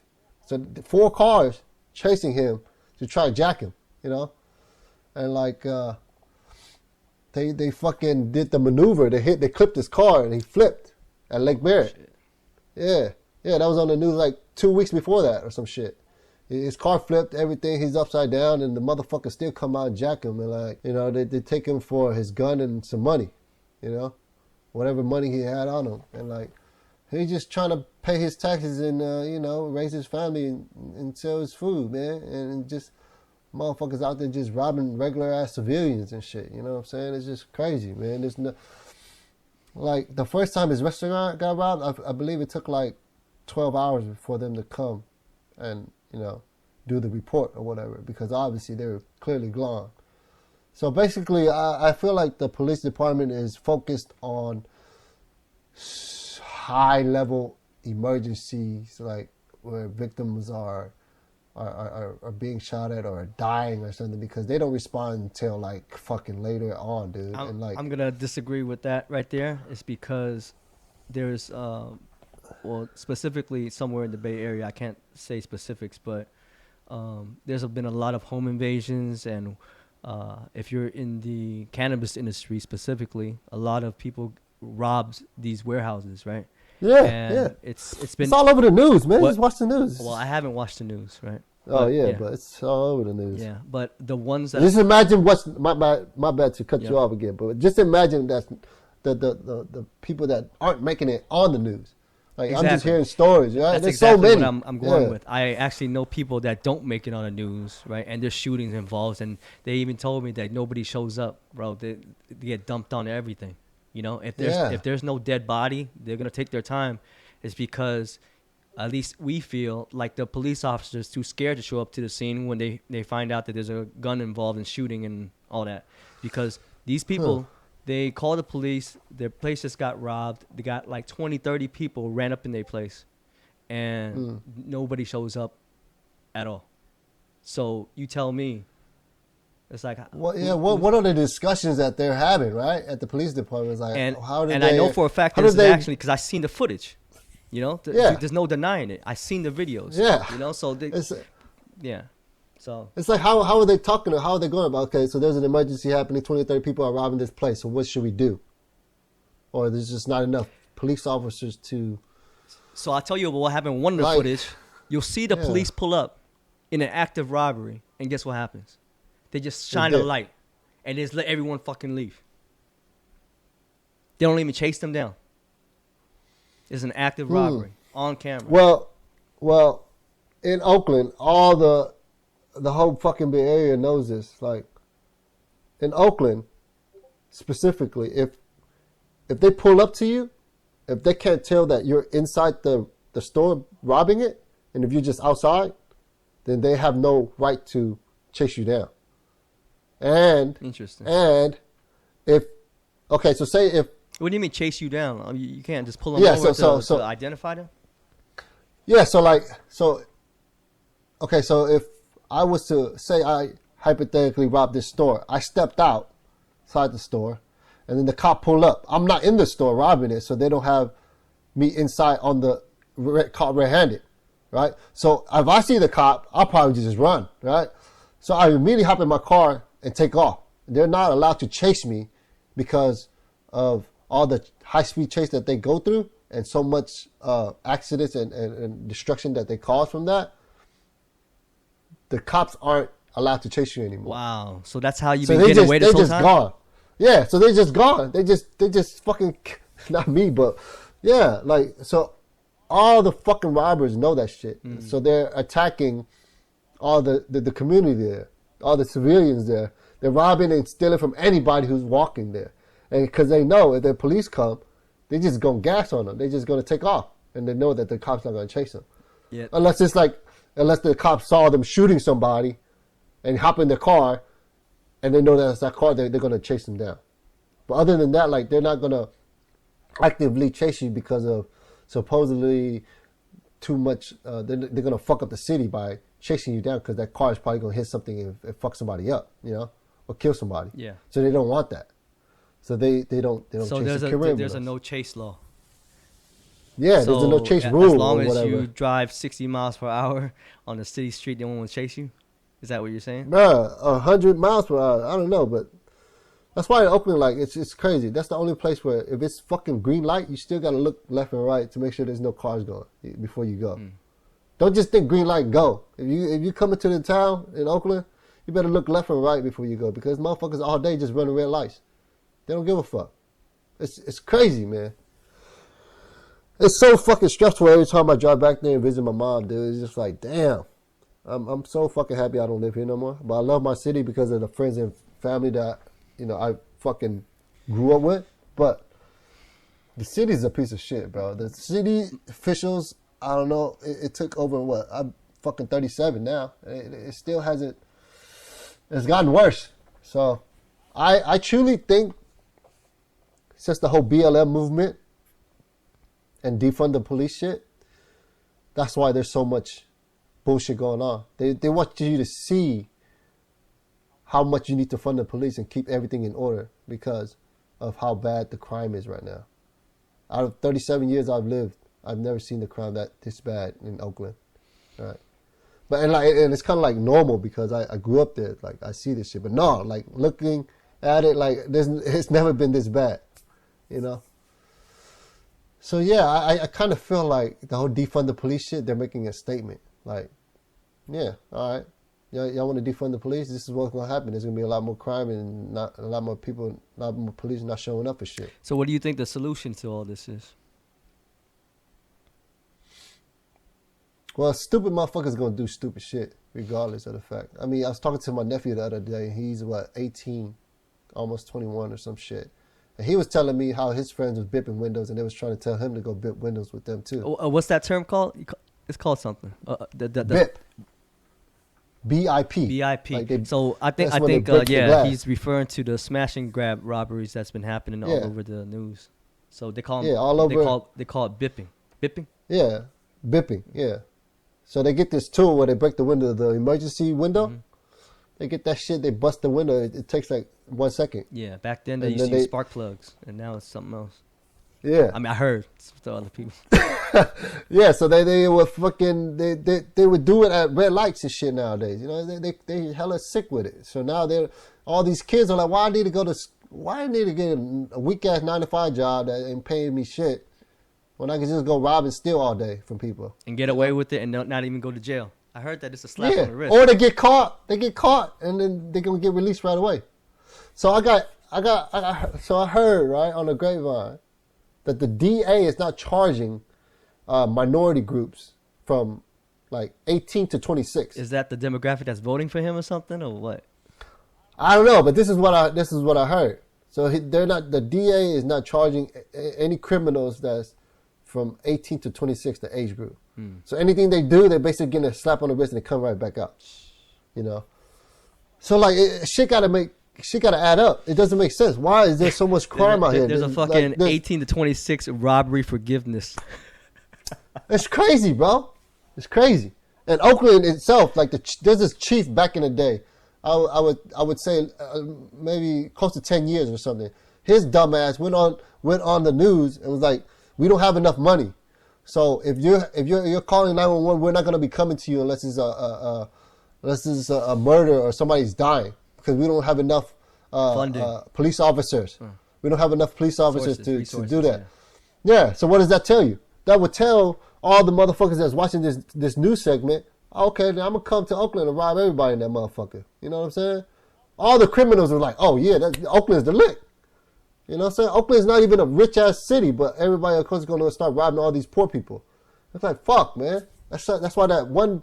I remember that day like yesterday, man. I was watching the news. The chief that day was like, yeah, we can't come, we can't respond. That's why the response rate is gonna be a couple hours.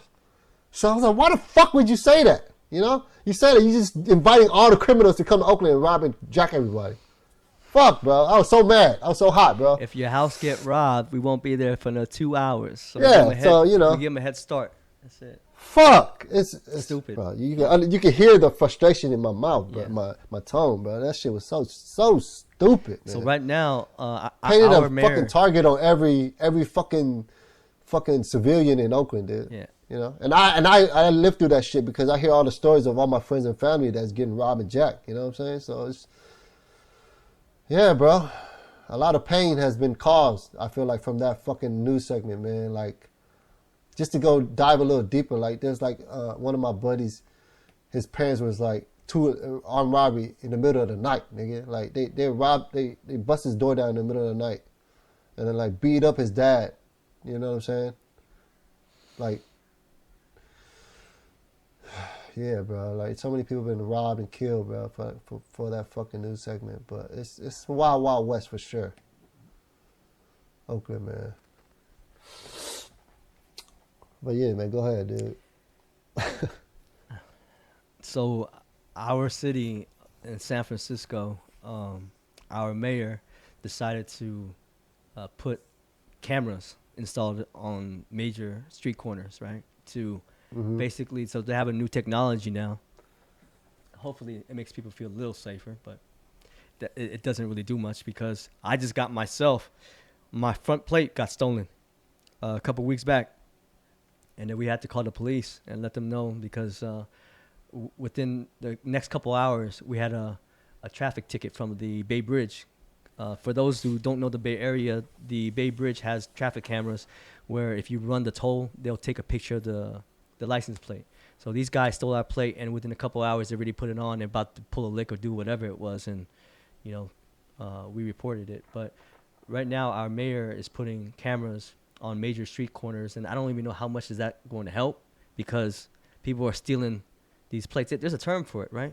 Isn't it? It's called cold plates, hot plates, or something. I don't know what it is, right? But I mean, it's a hot plate, yeah. It's a hot plate, but they call it cold plates or something like that. The police call it something. I forgot what it was, but yeah, these things, I don't really know if it's gonna solve any situation, but you know, crime is one thing, and then homelessness is another. We are on the map of the fucking shittiest place to live in the San Francisco Tenderloin district. I mean, did you follow the Apex Summit? I followed a little bit. They cleaned that shit up hella quick. They cleaned that. I wanted to go down there to go check it out because I haven't seen a clean TL, and I really wanted to do it for like an Instagram post or whatever, just to have like, oh, I was here one time when it was clean, you know? Because after that, after they left, man, literally what they did was like, you know how your mom used to come home and your house is a mess and you used to hide underneath everything underneath your bed or your closet? That's the same thing they did in San Francisco. They just basically hid everything, tucked it all away until they all left and they pulled it all back out. And it didn't solve shit. But it did tell you that there is an answer. It's just that we don't want to put too much time into it. It's because... Yeah. I feel like since we've become such a crazy times right now. Like, I've never seen so much homelessness in Oakland, too. Like, we have, like, tent cities now. Before, we never had that. Yeah, it's all underneath the freeway. I seen it. Yep. It's not even on freeways now. It's just, they're taking over blocks. Yeah, they're taking over blocks now, too. Like, it's crazy. But I was like, so it makes me wonder, like, where all the money is going. And that should be, like, public record, I feel like, because that's the taxpayers' money, right? I think it is. Yeah. I think it is public record. But I'm not sure. I feel like we should look that up. Like, why the fuck, like, certain districts in San Francisco, Tenderloin, of course, and all over Oakland, like, where's the money being, what is the money doing? You know what I'm saying? Like, what are they doing with all this money? Because I feel like, I don't know, California is one of the strongest states in itself in the world. You know, we're so big, like, we're bigger than a lot of countries in the world. So it's just like, we have so much money here, but, like, all the people up top just, you know, putting that shit in their pocket or what? Like, our city has been a dump for hella long. San Francisco the same. Like, TL's been this, so they focus their money in certain parts of San Francisco, or like, I guess, but it's been a dump for a while too, man. It's like needles and everything everywhere. Like, homelessness is crazy. So yeah, it's crazy, man. My daughter didn't know that I was from the Tenderloin. So I had just brought her to the Tenderloin a couple weeks ago, like 2-3 weeks ago, to go eat. Right? Yeah. We don't really go out to go eat much, but there was a good restaurant that I like to. Well, it's like a mom and pop type of diner. It's like those Ho Tiêu Co type of thing, Ho Fun type of stuff. So I brought him down there to go eat it, and my daughter was so scared. But when she was going down Yeah. there, she held my hand. She gripped my hand really tight when we were walking the street. And she said, Yeah. Daddy, I'm scared. I Shit. said, well, honey, what are you scared of? And she goes, these people they were looking like zombies, bro. Zombies, They were bro. looking like They are zombies, Yeah, man. walking down. Fuck. And just like all over the They place. need help, Yeah, man. She was afraid. Yeah. And I told her, honey, there's nothing to be afraid of. These people just need a little help. That's why, you know? And she goes, what's wrong with them? And I was like, life, you know? Life. That there's no other answer besides that. I mean, it happens. And we have to learn how to not dismiss them and avoid them. But at the same time, we don't want to be the person that's contributing too as well. Yeah. Yeah. Shit, man. Yeah. Hold on. Give me 1 second. But yeah, man, I feel like I wish I could see where they put the money to for the cities and shit. That should be public record. We should be able to find that somewhere because it's interesting how fucked up the city is. Mm. But yeah, man, that's January for me. We almost through January, almost February. New Year's, February 10th coming up. We gotta shoot an episode for the best holiday on the earth. Okay, so you know what? I'm gonna give you an assignment this time, on camera in front of everybody, so you can't flake out on it. All right? You got to. Why don't you grab some food, right? Some type of food, snack, some traditional culture, and then you show it on camera and you present it, and say, let people know this is the Vietnamese and only Vietnamese. And it's not a Chinese thing, because a lot of people say that Vietnamese people, we don't have anything original. It's all from the Chinese people. But I wanted to kind of show that, you know, we can be original too. Man, I don't pay attention to ignorant motherfuckers, bro. No, ignorant but motherfuckers. Nobody should pay attention to ignorant motherfuckers. Don't waste your breath on those ignorant motherfuckers, man. Unless they somebody you care about, then check their ass. But other than that, keep them walking, man. yeah, there you go. But show something cultural. For sure. Yeah, you Right got here. something in mind? Vietnam, dog. Homie, dog. I'm hitting. Southside, dog. This is the flag that why we're here in America, because of the South Side. We wanted democracy, and apparently the Communist Party won. So that's culture right there. You know what's funny? When you just said that, it reminded me of something where President Biden, when he came to the APEC summit, you know what he did? He said to President Xi, with the translator, saying something along the lines was like, yeah, I talked to President Xi, and he said that he feels like he's at home. He looked at Chinatown, bro, in the San Francisco. I was like, oh my God. First of all, Chinatown is a bunch of full of Cantonese speakers, right, in San Francisco, right? And they don't really have his vote because he's part of the Communist Party, right? Yeah. And it was just so funny. It almost sounded racist when he said that, you know, we have a Chinatown over here, like it was going to with some stripes with President Xi. I was kind of like, oh. That's his homie, bro. That's what they cringed. say. That's what they say. President Biden and Xi, they got a lot of shit together. They got a lot of money, made a lot of money together, supposedly. Yeah, but the tension. It's crazy. You think about it. This motherfucker came to America to visit, you know, President Biden. You think about that. Trump had to go to China and visit him. You know what I'm saying? Yeah. Oh, my video stopped. Your video for your phone? That says yeah, I had to repress it. But it says a lot. President Xi came. Gotta sync it up again. Came. No. Yeah, but no, like I said, that was interesting how President Xi came here, even though like there's a lot of talk between us funking because over Taiwan, but he came here and he visited President Biden, so that says a lot. Yeah, I mean, there's so much that happens behind the scenes. We don't know what type of shit that. Oh they yeah, have. oh yeah, for sure. You know, politicians are. That's big bosses, man. That's a big boss talk. Politicians right are the best actor. You know, they know, and every single thing that comes out of their mouth is all calculated. Remember that. Everything that comes out of their mouth. I love that. Calculated risk, man. That's my slogan. Calculated risk, man. Everything's a calculated risk. You got to think these shit through, man, and make shit happen. Yeah, but at the same time, it's acting. No one that. Oh, right. They're putting up a front. Yeah, for yeah. sure. They ain't gonna give you the real, because you can't handle the real. You're not gonna. Your level is too low. You gotta be up here with big bosses to be big boss conversations. You know what I'm saying? For real, man. There's some big bosses right there. They're the biggest G's in the earth right now. But yeah, man, I like politics though. I must stay away from talking about politics. Yeah, Yeah, it a lot of people say that. It gets messy. But yeah. Yeah. No, I actually want to real quick. I want to actually put a lot of people into a room together and have them talk about politics because it's interesting to me of people's view on things. So Yeah. there's an election coming up. You know what I'm saying? And I know like people from different aisles. You know, I know Republicans, liberals, and Democrats. So I just like to have everybody just speak their mind and have a better understanding of how politics is because that shit interesting to me too. So I mean, it's good to discuss amongst like-minded people, right? But when there's a person that's how do I say irrational and overly emotional about every single subject, it can turn the subject into a different, you know. Oh yeah, you got to be open-minded. I'm not gonna put a person that's in the room that's not open-minded. I mean, they got to be able to have a good discussion. That's why it's interesting to me.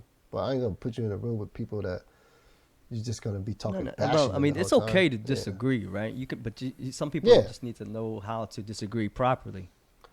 You know. Yeah, I mean, shit. Everybody's views is different. Everybody's views is always changing too. Right. Yeah. I'm always changing. I'm always like, you know, liking one thing and more than the other the next day, you know. So. Well, it's changing is one thing, but indecisive is another, right? So, you know what I thought was kind of interesting, why the Vietnamese people voted Republican when they first came to Vietnam. Did you ever wonder why?